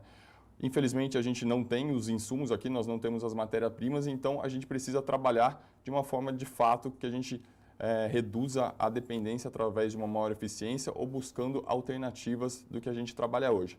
Então, a minha ideia aqui hoje não é aprofundar na questão operacional do microgel, da tecnologia, e sim demonstrar alguns conceitos que nós trazemos em relação ao nosso produto, para que vocês possam entender de que forma a gente consegue, de fato, ajudar e se tornar uma ferramenta fundamental no manejo do agricultor, seja ele na cana-de-açúcar, seja ele nos grãos, na pastagem, algodão. É uma tecnologia que é direcionada para qualquer tipo de cultivo. Então, falando do nosso ambiente de produção, a gente entende que o ambiente, para ele ter um equilíbrio, né, nós precisamos trabalhar em 3 pilares. São eles os pilares químicos, físico e biológico. Durante os anos, a gente vem acompanhando a evolução das tecnologias nos pilares físico e químico, porém os biológicos acabam ficando para trás aí durante um bom tempo. E, felizmente, talvez aí nos últimos 6, 7 anos, a gente começou a ver uma atenção se voltando um pouco mais para esse pilar. E aí novos produtos, novas opções, novas tecnologias foram surgindo, mais empresas e instituições de pesquisas avançaram nesse campo, e hoje a gente tem mais opções para trabalhar em cima desse pilar dos biológicos. Então, a gente coloca que existe um caminho para se tornar o manejo um pouco mais equilibrado e mais sustentável. Então, a gente precisa primeiro pensar no médio prazo, porque não adianta a gente pensar que um manejo que é feito por 20, 30 anos, né, 40 anos, da mesma maneira, uma mudança repentina, a gente vai ter uma solução de um ano para o outro. Então, a gente precisa, de fato, pensar no longo prazo e aí aplicar a adoção de tecnologias que são validadas. Importante, né, também, quando você for fazer uma experimentação, um teste ou uma nova tecnologia na sua área, pensar em produtos e empresas que tenham uma origem, um respaldo técnico, para que você não tenha uma experiência ruim e isso acabe se tornando um problema para você, que te cria uma visão ruim aí de qualquer tipo de tecnologia. Então, a gente tem a questão da crise dos insumos, que é uma variável não controlada. A gente tem a variação nos preços das commodities, que é uma variável também que a gente não consegue controlar. Porém, a gente tem a redução do risco para o negócio do produtor, que acontece no manejo e adoção de tecnologias. Isso sim, a gente consegue ter uma influência mais direta à adoção de tecnologias, um manejo diferente. Isso sim, a gente pode, de fato, atuar. Então, a gente traz uma redução do risco para o negócio do produtor, que acontece no manejo e adoção de tecnologias. E de que forma, né, como o microgel atua nesse sentido. Primeiro, o microgel é uma solução disponível. A nossa tecnologia ela é feita, né, de forma on-farm, numa estrutura que nós chamamos de biofábrica, e é uma solução que fica disponível na fazenda do agricultor. Então, isso já permite aí uma questão logística, né? Um ponto que foi abordado aqui também, toda essa dificuldade de disponibilização de insumos, que a gente está tendo essa dificuldade. Então, o adubo biológico produzido com microgel é uma solução que fica disponível na propriedade do agricultor. Ele vai fazer uma conexão do solo-planta através dos micro-organismos. O que é importante nisso, né? A planta depende dos micro-organismos para atividades básicas e de desenvolvimento. Então, o microgel tem essa proposta através dos micro-organismos. Os diferenciais aí do nosso produto em relação aos demais biológicos de mercado. Então, eu coloco a digital biológica e a reposição da biodiversidade como sendo aí, diferenciais importantes. A digital biológica, o que significa isso? Com a instalação de uma estrutura física da biofábrica na própria propriedade do agricultor, o adubo biológico ele vai estar 100% adaptado às condições climáticas e geográficas do lugar. É diferente eu ter um produto que eu faço engalonado aqui em São Paulo e levo para a Bahia e levo o mesmo produto para o Rio Grande do Sul. Certamente nós vamos encontrar situações, condições diferentes em cada um desses ambientes e o produto vai ter uma performance diferente também. Então, ao estar localizado e adaptado às condições da localidade, a gente tem uma garantia de uma maior eficiência desses micro-organismos quando aplicado na lavoura. E a reposição da biodiversidade em larga escala, o que significa, né? A gente tem, importante, acho que a gente tomar um tempo para diferenciar os biológicos, né, dentro dos seus objetivos de cada um. A gente tem uma classificação dentro dos biológicos hoje que é bastante utilizada, principalmente aí pelo Dr. Andreotti em suas palestras, que ele coloca os biológicos dentro de 4 diferentes classificações. São eles os ativadores, né, que são os biológicos que vão estimular aqueles micro-organismos que estão presentes ali no ambiente. Nós temos os biodefensivos, que são aqueles biológicos específicos que vão atuar em um problema, né, em uma doença, uma praga específica. E nós temos aí os repositores, que é onde entra o microgel na forma de reposição de fato dos micro-organismos e essa biodiversidade que o microgel tem, entregando até 300 grupos de micro-organismos de forma diferente ali para o ambiente, e aí formando sim essa biodiversidade que nós chamamos. E aí nós temos também os inoculantes, né, que são mais conhecidos e mais comuns, já utilizados há um maior tempo. Então são esses 4 grupos que a gente coloca de biológico, e de fato o microgel nos repositores é um produto específico que a gente não enxerga hoje no mercado, um produto tecnicamente nas mesmas condições que o microgel. Falando no uso contínuo, né, pensando no médio prazo, nós sabemos aí a exploração do solo agrícola, principalmente em ambientes tropicais. No Brasil, nós chegamos a ter até 3 safras, né, no mesmo ambiente, então é um uso bastante intensivo. Então, por isso que a gente coloca a necessidade de um uso contínuo para ser sempre reposto esses micro-organismos na propriedade, no solo, né? E aí a gente tem redução dos riscos relacionados às variáveis não controladas. E aí, trazendo um pouco mais para a realidade, né, do agricultor, trazendo um pouco mais para dentro da propriedade, o que são aonde que o microgel consegue contribuir, de fato, ali para a gente conseguir enxergar. Então, ao restabelecer o microbioma do solo, que é essa biodiversidade que eu comentei, a gente tem alguns benefícios, primeiro, na bioestruturação física do solo. Então, a reestruturação física do solo, que vai também contribuir na questão da descompactação desse solo, né? O solo, quando ele perde a biodiversidade, ele vai naturalmente se compactando, e isso ocasiona diversos problemas, e com a atividade biológica nós conseguimos ter essa reestruturação que vai permitir o quê? Nós temos uma melhor infiltração de água, nós vamos ter o aprofundamento e a facilidade do enraizamento, nós vamos ter uma menor erosão e aí, consequentemente, nós vamos conseguir enfrentar adversidades climáticas de uma maneira menos impactante. Aí um pilar, né, um benefício bastante explorado aí pelo Luiz Gustavo na apresentação anterior, a questão da eficiência nutricional, né? Os micro-organismos são, de fato, aqueles responsáveis pela ciclagem dos nutrientes, seja ele no momento do aporte, sejam aquele que já está retido no solo, né? O fósforo foi citado aí como um insumo, né, de baixa eficiência. De fato, a gente trabalha com 30% a 40% de eficiência do fósforo.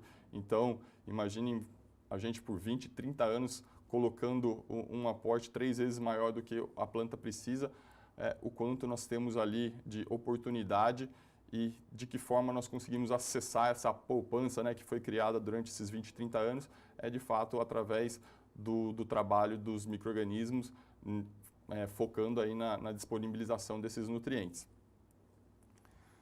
E por fim, a questão da saúde ecológica do solo e da planta, né? Os micro-organismos, ao entrarem em contato ali com o solo e também com a planta, eles vão criar um ambiente de competição, né? Um ambiente que nós chamamos de supressivo.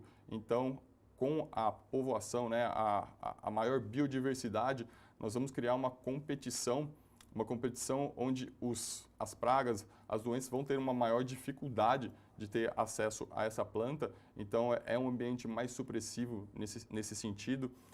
Ao mesmo tempo, o adubo biológico, ao atingir as folhas, ela vai atuar no sistema de imunidade das plantas, vai ativar o sistema de defesa da planta. Então, uma planta ela vai estar mais bem preparada caso alguma praga, alguma doença venha a atingi-la. Então, ela vai estar mais em condições de melhor nutrição. Então, ela vai estar mais bem preparada para assimilar todas qualquer adversidade, seja climática, seja em termos de doença que ela venha a enfrentar.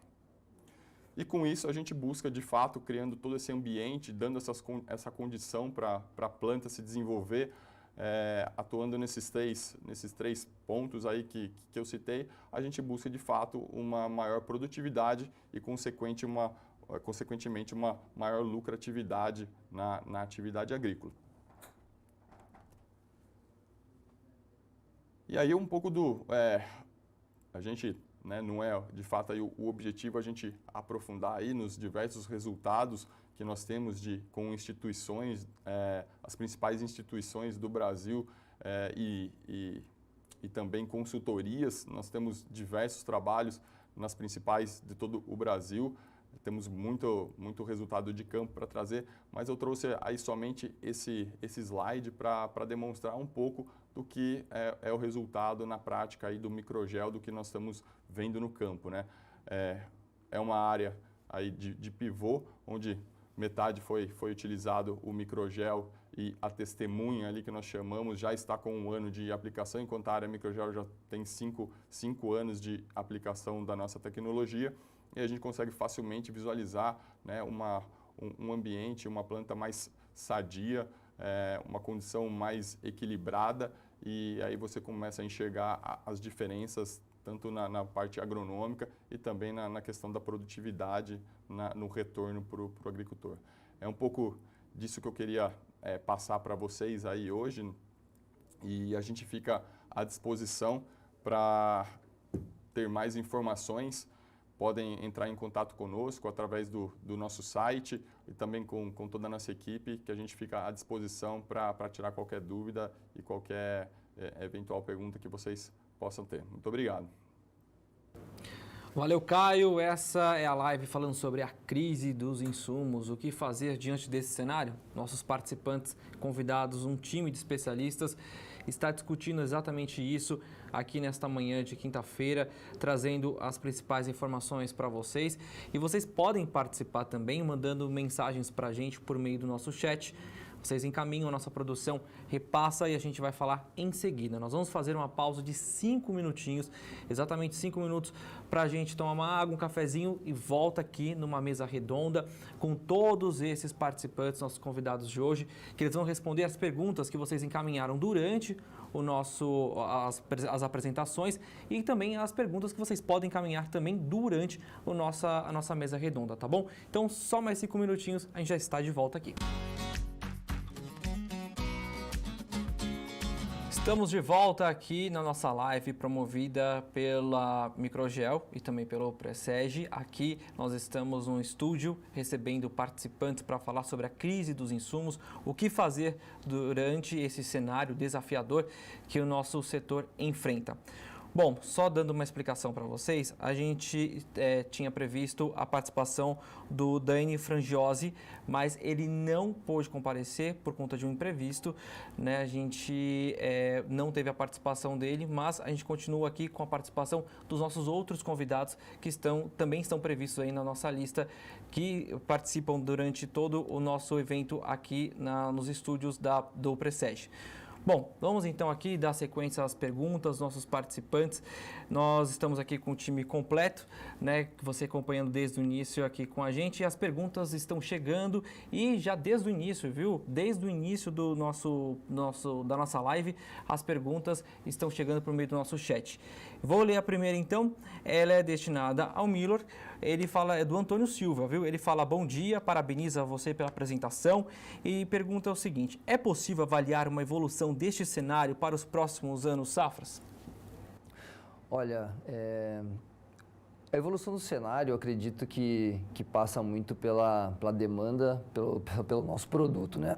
que a gente falou aí, principalmente a soja.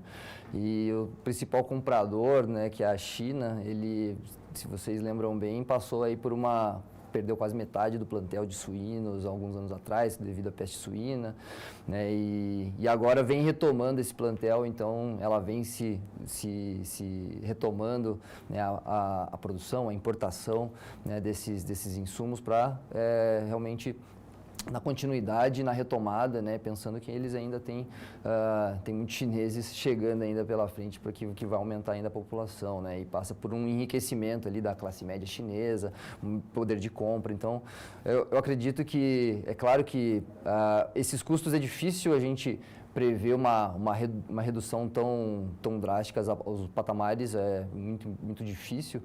Mas no nosso ponto de vista, eu acredito que a competitividade também da soja, do agricultor brasileiro, né, e das outras commodities que a gente produz no nosso alimento, ele vai chegar em patamares que acabam viabilizando, né, como o professor comentou. Apesar dos custos estarem aumentando bastante, né, o preço desses produtos também está aumentando. Então, se a gente analisar a paridade, né, de trocas e a margem que sobra ali para o agricultor, a gente já viu situações, né, num passado não tão distante, piores até, né? Então, apesar de parecer, né, tá todo esse burburinho que os insumos estão muito caros, né, de fato estão, né, mas a paridade também ela vem corroborando. Agora, para os próximos anos, provavelmente a gente tende a ter uma volta um pouco dessa curva, porque afinal de contas, se a paridade também não colaborar, o produtor também não consegue se manter competitivo nesse cenário, né? Perfeito. Bom, alguém quer complementar? Estamos abertos aqui, é importante para a gente pode formar em um raciocínio. Eu acho que é interessante a gente colocar, né, e acho que nesse caminho que o Milor está colocando, a China está crescendo praticamente 2 dígitos ao ano, né? 2 dígitos ao ano faz com que muito chinesinho queira experimentar uma proteína, né, um franguinho, um suíno, e isso, 1/3 do suíno e do frango é farelo de soja e 2/3 é milho. Eu gosto muito de falar um pouquinho, eu acabei não falando muito de história, né, porque a gente alonga muito, mas há 21 anos atrás, quando me formei, o Brasil tinha produzido 86 milhões de toneladas de grãos, né? Nós já estamos produzindo muito mais de milho, muito mais de soja, né, em poucos 20 anos. E outra situação é milho, né? 20 anos atrás o Brasil era importador de milho, importava de 1 a 2 milhões de toneladas. Hoje nós estamos aí com potencial para exportar talvez acima de 60 milhões de toneladas, dependendo da produção, né? Como tu colocaste aí. Então eu acredito que nós estamos falando soja, milhos, são 2 culturas que a demanda que tem mundial é tão alta que é difícil nós termos uma perda de valor devido a esse fator, né? Até foi o João que comentou, oferta e demanda, né? A gente continua sendo isso.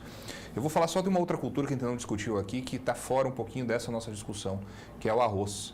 Arroz acabou tendo um aumento de preços com a pandemia, porque as pessoas voltaram para dentro de casa e consumiram mais arroz. Nós tivemos um aumento que mais que duplicou o valor.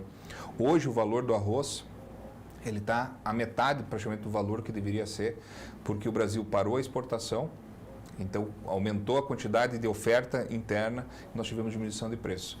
Então, para ver, fora o arroz, dentro dos grãos, a demanda é tão alta que acaba mantendo esses preços também altos, né? Perfeito. Bom, vamos dar... Alguém quer mais fazer um complemento? Tranquilo? Bom, vamos dar sequência então. Agora a pergunta do Cláudio também para você. O que podemos esperar desse jogo de egos? Afinal, o continente europeu nos fornece boa parte dos insumos agrícolas e a América fornece a maior parte dos alimentos do mundo. Com essas tendências a curto e médio prazo, o que esperar dessa situação? Eu não acredito muito em briga de egos, né? Eu acho que existem relações comerciais, né? Se por um lado eles dependem do nosso alimento, por outro lado a gente depende da matéria-prima, dos insumos que eles nos fornecem, né? Então eu acredito que o grande desafio vai ser assim, não somente estar no papel essas relações comerciais, né? E de parceria, de cooperação, né? Essas relações bilaterais, mas de fato que a gente tem uma política externa bastante clara de cooperação, de relacionamento, para que, acho que é um jogo de ganha-ganha, né? Afinal de contas, foi exatamente isso que eu comentei. A gente demanda e precisa dos insumos, né? Principalmente do mundo asiático, acho que ele comentou do mundo europeu, mas principalmente do mundo asiático, né? E a gente vai continuar sendo, né, um grande celeiro aí de fornecimento de alimentos, né, para o mundo. Essa pergunta é do Cláudio Guardalben. Eu acho que eu acertei certo a pronúncia do sobrenome dele. Bom, temos aqui, aproveitando o nosso time aqui, tem outro ponto que pode ser abordado? Quem falou também sobre esse cenário internacional incerto também é o João, né, João? Na sua palestra. Essa questão também, como é que você avalia esse cenário internacional? Eu faço muita complementação com o Miller, né? O país não tem amigo, eles têm interesses, então o pessoal está nesse embate no momento e faz muito naquilo também do caos, e aí também, de certa forma, a mídia tem um pouco de culpa. Vou pegar o exemplo do nosso amigo aqui que falou do arroz. A hora que o preço do arroz estourou, né, era uma desgraça, você via em todo lugar, é a hora que está 50% abaixo. Você ouve alguém falando e o agricultor continua lá, né? Então, assim, é um pouco complicado o nosso setor, cara. Então, eu falo assim, a gente tem que procurar, assim, se informar de umas fontes interessantes, não entrar em pânico, porque muitas vezes o pessoal quer isso. Quer vender Foi a história do álcool em gel. Não vai ter, a máscara vai acabar e nego, né? Você lembra quando teve a greve dos caminhoneiros? Alguns postos, gasolina 8, 9 e fila para formar.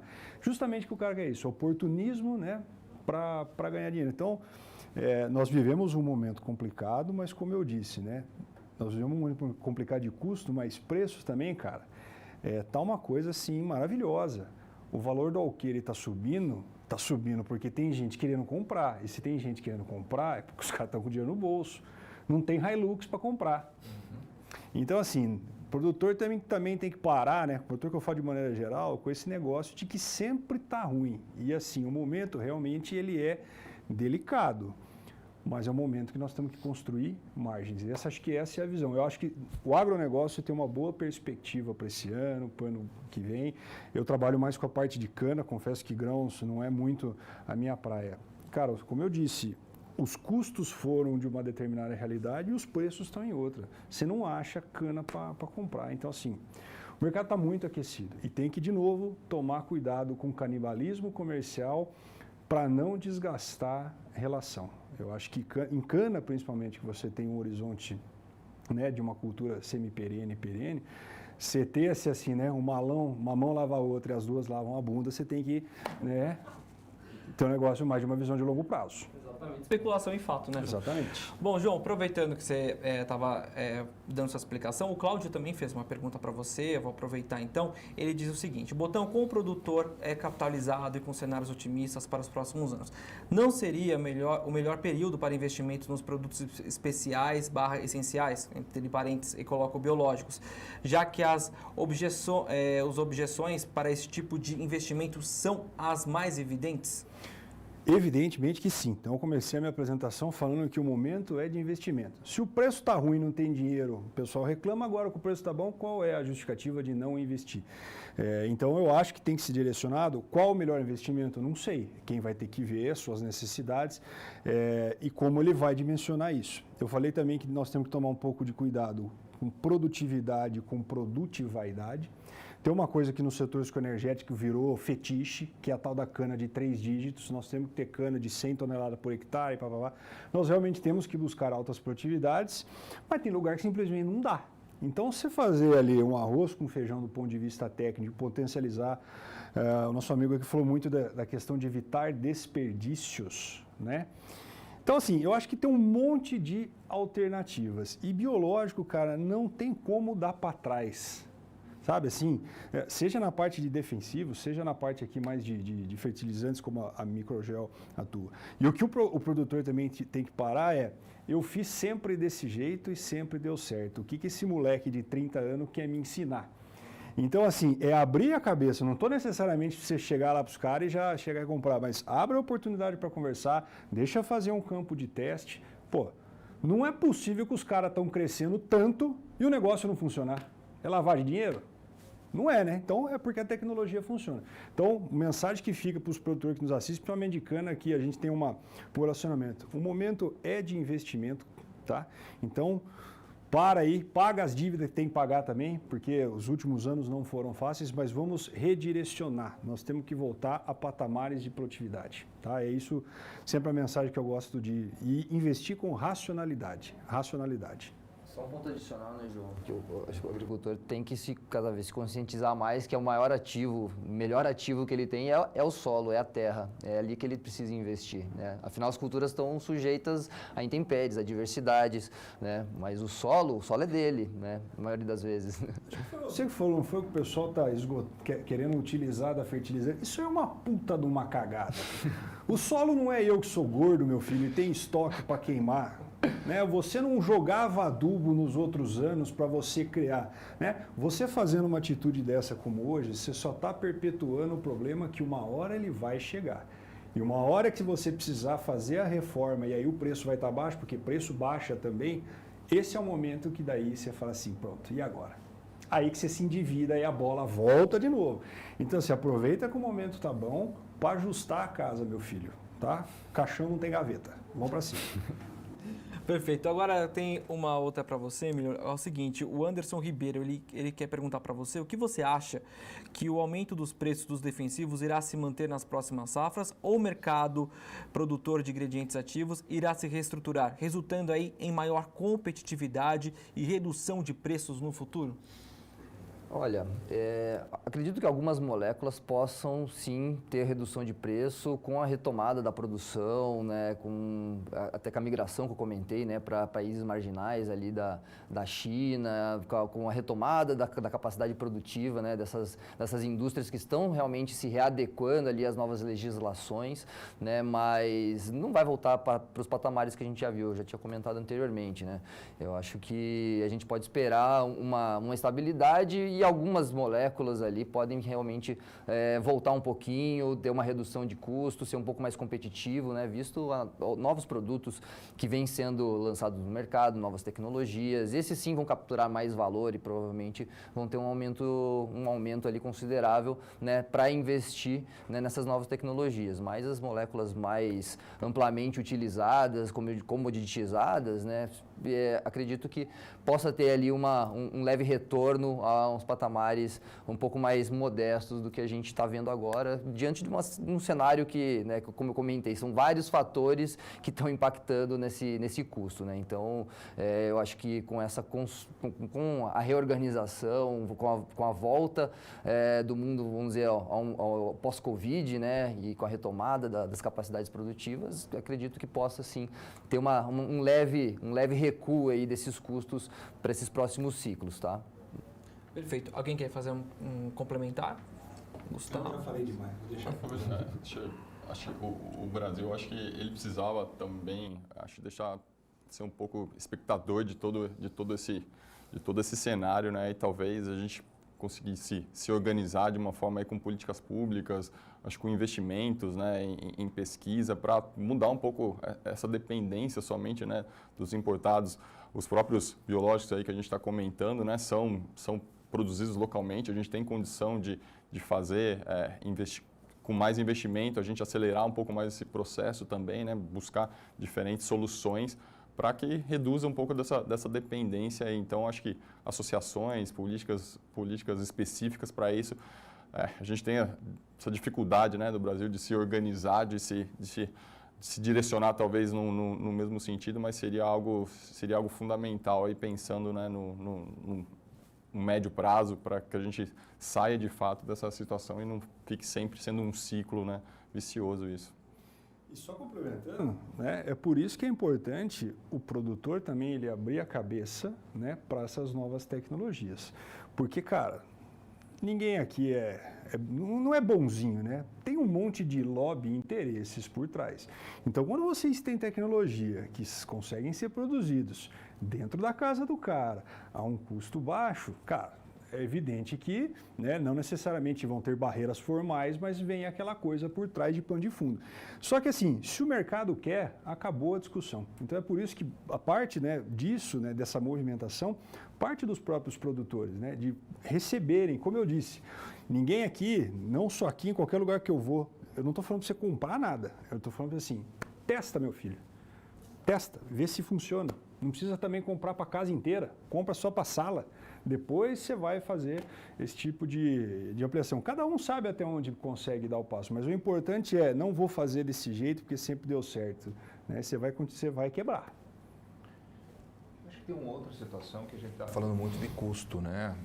As tecnologias importadas. A Europa, os Estados Unidos nos trazem tecnologias que o Brasil muitas vezes não tem, principalmente na parte de defensivos.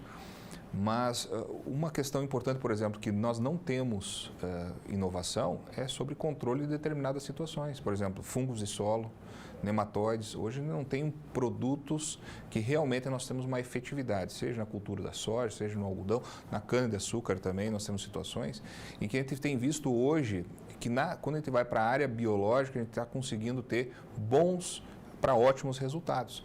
Então, muitas vezes a solução está dentro de casa. Muitas vezes nós não precisamos nem comparar, não existe outra solução. A solução já está dentro desses patamares e que hoje, talvez o maior dos problemas vai ser solo. Né? Investir no solo. O solo a gente não reproduz, né? A gente não vai conseguir criar andares de solo.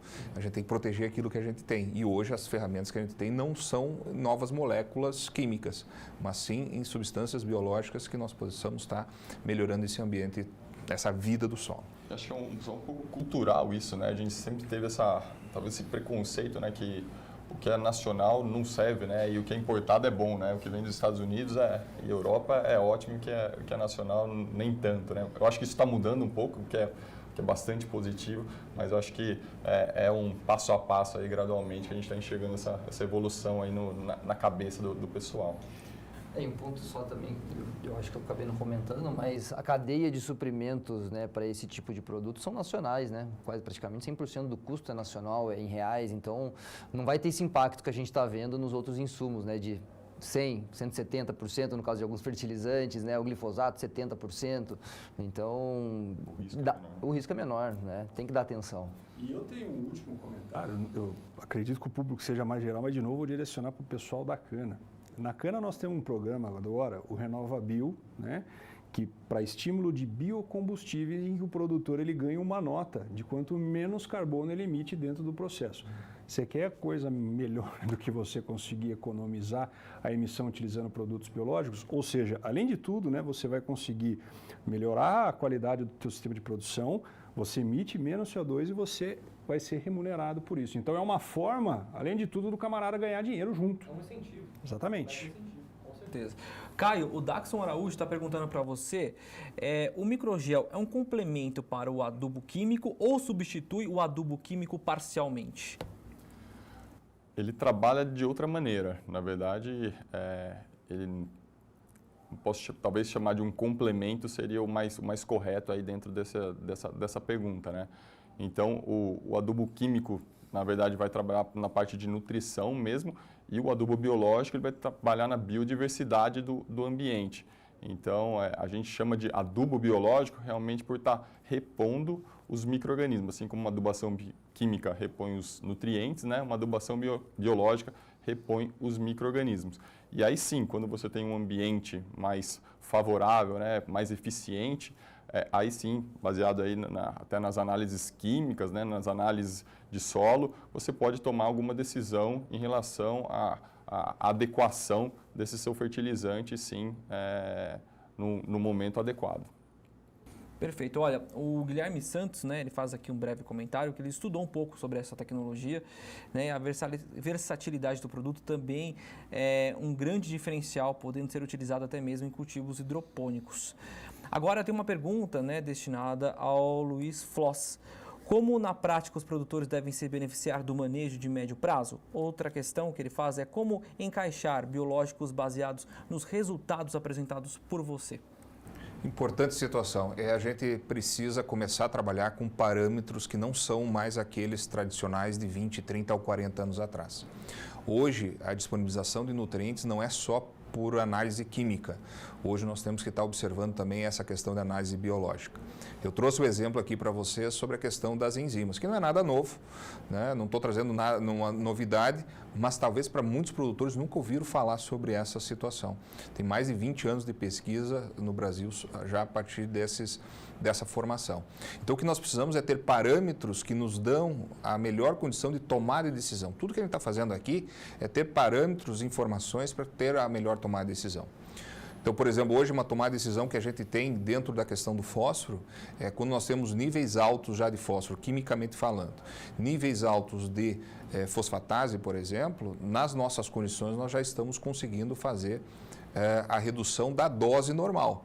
Não estou dizendo aqui para não aplicar, pelo contrário, mas é aplicar a necessidade que a planta tem para melhor aproveitamento, para ter essa melhor eficiência dentro dessa produção. E nós vamos ver cada vez mais evoluindo isso. Outro ponto que a gente vem trabalhando nessas nossas análises é, por exemplo, a arilsulfatase. A arilsulfatase está diretamente ligado ao ciclo do enxofre. Hoje nós temos uma matéria-prima que é o enxofre elementar, que tem um custo por ponto de enxofre baixo.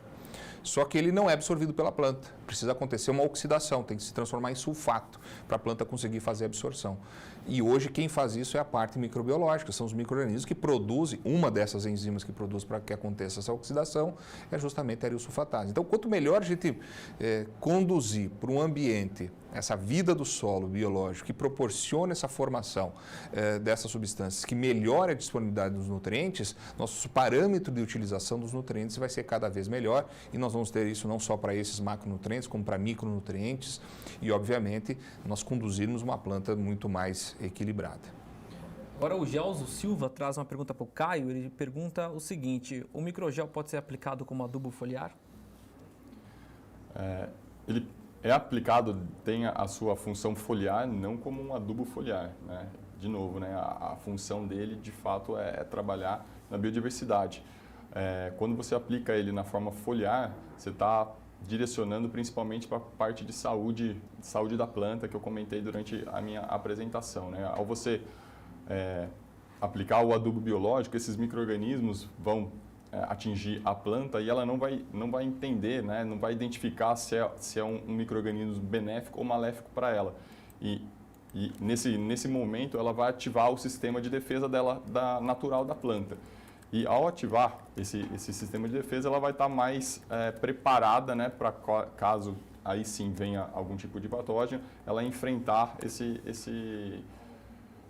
impacto, né? Então, novamente, ela não trabalha como um fertilizante foliar, o tradicional que a gente está acostumado a ver de nutrientes, né, de micro e macronutrientes, e sim na parte de biologia mesmo, de micro-organismo. Olha, o Orival Júnior, ele joga uma pergunta para todo mundo aqui, e ele diz o seguinte: a redução do preço do dólar ajudaria muito na compra de adubos e defensivos? Olha, é uma via de mão dupla, porque se ao mesmo tempo impacta também no preço desses insumos, né? Por outra via, ele também impacta na competitividade de nossa commodity no mercado internacional, né? Então, até que ponto que isso chega numa equalização que seja benéfica para o agricultor, né? Como eu comentei, a paridade ainda continua boa, melhor do que anos recentes que a gente viu aí no passado, né? Então, é claro que a desvalorização cambial é reflexo de vários fatores, né? Então, é uma via de mão dupla, realmente, né? Acho que o que convém a gente ver é qual o produto que a gente estiver falando de produção, né? Se a gente falar de soja, de milho, que é o mercado externo, a nossa maior quantidade, a gente recebe em dólar. Então, hoje a cotação de 100% do nosso produto está dolarizado também, faz parte desse processo. Se o nosso custo de insumos é em torno de 60% da nossa receita, o aumento do dólar vai impactar muito mais positivamente sobre a nossa receita, é muito melhor para a nossa agricultura do que essa questão do custo, né? Obviamente, se o dólar baixa, a compra dos insumos é melhor, mas a nossa receita também está diminuindo, né? Então, a gente precisa cuidar disso. Agora, para outras culturas, eu dei o exemplo do arroz, que é mercado interno, a pior dos mundos é justamente ter um dólar tão alto se a gente não consegue ter exportação.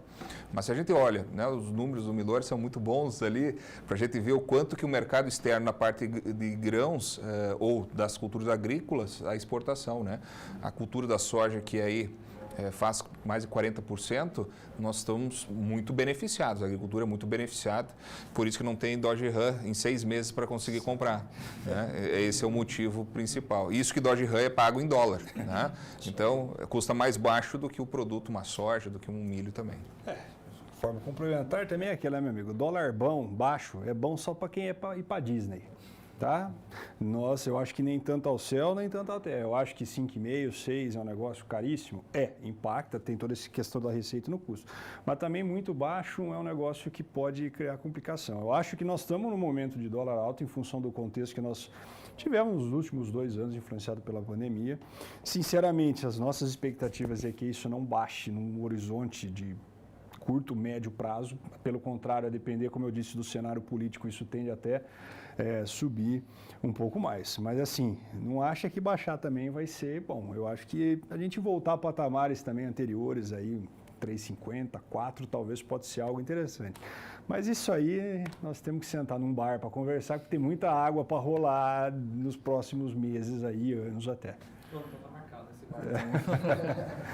E também é importante dizer que nós estamos falando sobre o ponto de vista da agricultura, do produtor, né? Obviamente, dólar alto para a população brasileira, que tem um consumo, tem um poder aquisitivo muito baixo, com inflação do jeito que tem, obviamente isso é o pior dos mundos, né? Carne, o preço da carne hoje para quem compra, para o pecuarista hoje está bom, até para a questão de exportação é adequado. Então, nós vamos precisar ter nos próximos tempos também política que possa fazer um equilíbrio também, né? A tendência do mercado é buscar esse equilíbrio sempre, mas no curto, médio prazo não dá para a gente esperar isso acontecer. Olha, temos aqui alguns comentários que chegaram também. O Álvaro Santos, ele faz um comentário à sua apresentação, Luiz. Ele diz, bom dia. Ele falou assim, seria uma boa ideia a substituição de uso da compostagem e outros derivados, insumos agrícolas. Ele pontua, né? Sustentável, ele coloca aqui também.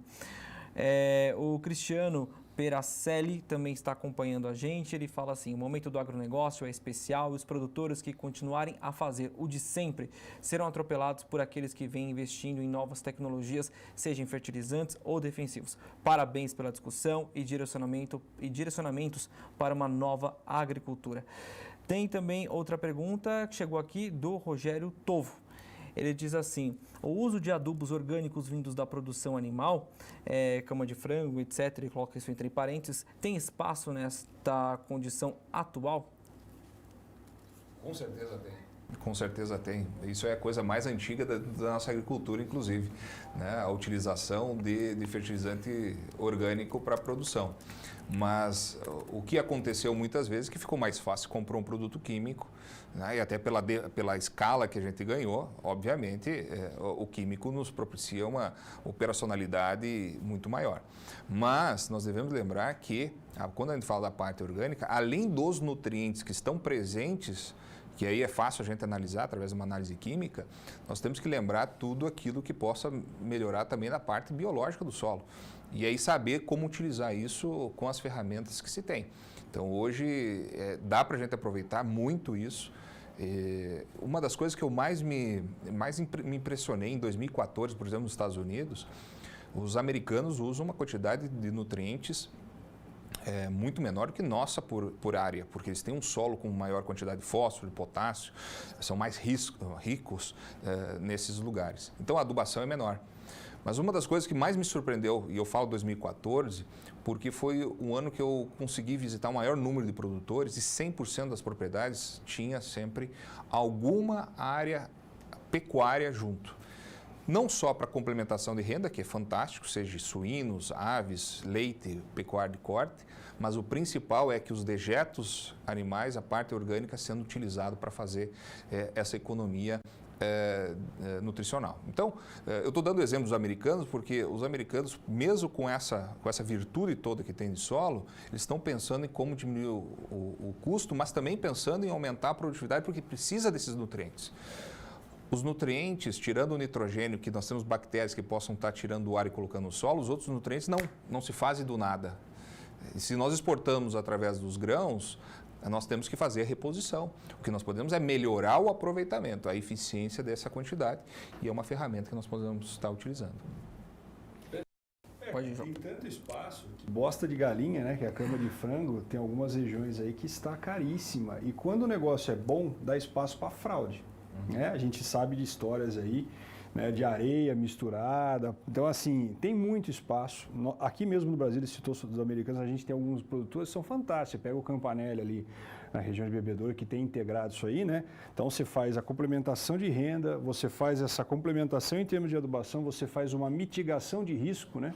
Porque você está tirando todos os ovos do mesmo cesto ali. Então, eu acho que tem muito espaço para essa sinergia entre as atividades. E o mais importante de tudo, eu acho que também isso não acaba tirando o espaço de ninguém, né? A moçada tem mania de pensar, não, eu vou fazer isso, mas só isso. Não, as coisas são complementares. E também tem hora que a adubação de cama de frango não vai ser suficiente. Estou falando a cama de frango que vem na cabeça. Vai ser suficiente, então você pega e vai complementando. Então, acho que sim, respondendo a mensagem do nosso amigo aí, que eu já esqueci o nome, temos espaço, muito espaço. Só também fazer um complemento, eu acho que a atividade biológica em conjunto com a adubação orgânica, né? A gente tem casos aí, o pessoal com vinhaça, aplicando a vinhaça concentrada já, e junto com a adubação biológica, com resultados muito positivos. Então, né, disponibilizando, você coloca ali os nutrientes, né, mas a atividade biológica disponibilizando de uma forma mais eficiente também, isso aí, então a gente tem casos bastante positivos nesse sentido também de uma casadinha aí. Só complementando, é o Rogério Tovo, Botão, que fez essa pergunta. Olha, o Cristiano também participando, né? Ele faz também mais um comentário, só que em relação à cana, que na cana ou em qualquer outro cultivo, né? Ele diz que precisamos pensar na agricultura regenerativa, médio a longo prazo, recompondo química e física de solo, equilibrando seus micro-organismos. Com certeza, essas ações levarão a ganhos de produtividade e sustentabilidade do agronegócio. Este é o Cristiano Peracelli participando aqui do nosso chat. Muitas mensagens em relação a comentários, né? Todos aqui agradecendo e também parabenizando bastante, viu? Os palestrantes, também a Microgel, que está promovendo esta live aqui em parceria junto com o PSEG. Ele elogiou bastante todo esse time aqui de peso que veio aqui hoje participando, mostrando todas essas informações para a gente. Bom, a gente está caminhando então para o nosso fim da nossa live. Queria muito agradecer a todos vocês. Botão, muito obrigado pela sua participação, pela aula que você deu hoje aqui. Sensacional. Eu saí daqui enriquecido com todos aqui, com várias informações. Muito obrigado. Eu que agradeço aos colegas aqui que estão participando, agradeço novamente a Microgel pelo convite, né? E se eu fosse deixar uma mensagem, gente, otimismo, vamos investir, né? Trabalhar e crescer. O negócio é ir para cima, né? Como eu disse, não vamos ficar comprando aí a questão do caos e um dia depois do outro. Vamos investir que o momento está maravilhoso. Bora lá. Luiz, muito obrigado pela sua participação, agradeço aqui a sua disponibilidade, também todo o conhecimento que você passou aqui para a gente durante a palestra. Muito obrigado pela sua participação. Obrigado, Pedro. Obrigado aos nossos companheiros aqui. Eu acho que foi uma manhã aí de boa discussão e ter esse tipo de discussão, com certeza, só vem engrandecer e levar um pouco mais de capacidade de tomar de decisão ao produtor. Obrigado à Microgel, obrigado à PSEG e com certeza sempre estamos à disposição aí para a gente estar trocando informações. Perfeito. Agora, Caio, muito obrigado pela sua participação, né? Trazendo todos os resultados da tecnologia de vocês, mostrando a incrível produção, né, sobre a questão biológica. Parabéns pelo trabalho e também agradeço a sua participação. Obrigado também. Gostaria de agradecer pela organização, pela participação, aos demais participantes aqui. Um prazer estar com esse grupo extremamente qualificado. Espero que a gente tenha conseguido provocar algumas reflexões aí no pessoal que está nos assistindo e realmente pensando de forma positiva para o que vem pela frente aí. Obrigado. Perfeito. Milor, muito obrigado pela sua participação. Agradeço aqui todo o seu conhecimento também que você passou para a gente aqui nessas horas da manhã. Obrigado mais uma vez. Obrigado, Pedro. Também não vou ser repetitivo aqui, acho que agradecer aos colegas pelo rico conteúdo compartilhado, as discussões foram realmente excelentes e acho que a grande mensagem é, no mundo que tem alta disponibilidade de informações, né, tá na hora da agricultura, dos agricultores, dos produtores realmente se fortalecerem, né, e usarem dessas informações, né, da melhor maneira possível para justamente serem ainda mais competitivos. Tá bom? Obrigado, pessoal. Um ótimo dia para todos. Valeu, obrigado. Bom, pessoal, comunicação é tudo, né? Eu sou comunicador, eu falo isso. Comunicação e informação é a base de qualquer negócio. A gente sempre aqui nessa missão. Obrigado pelo pessoal da Microgel que confiou no nosso trabalho, confiou para fazer esse projeto. Muito privilégio estar aqui com esse pessoal. Muito obrigado pela participação de vocês também, que durante todo o momento ficou mandando perguntas no chat, elogiou este trabalho brilhante dessas pessoas que participaram hoje aqui, desse time aqui seleto do agronegócio, trazendo informações aí sobre essa produção, sobre a crise dos insumos. Obrigado também ao PSEG pela receptividade, também por todo o carinho aqui também com a gente. Então, mais uma vez, você que participou, muito obrigado e logo mais toda essa live vai ficar aí disponível na internet para vocês. Um abraço e até a próxima.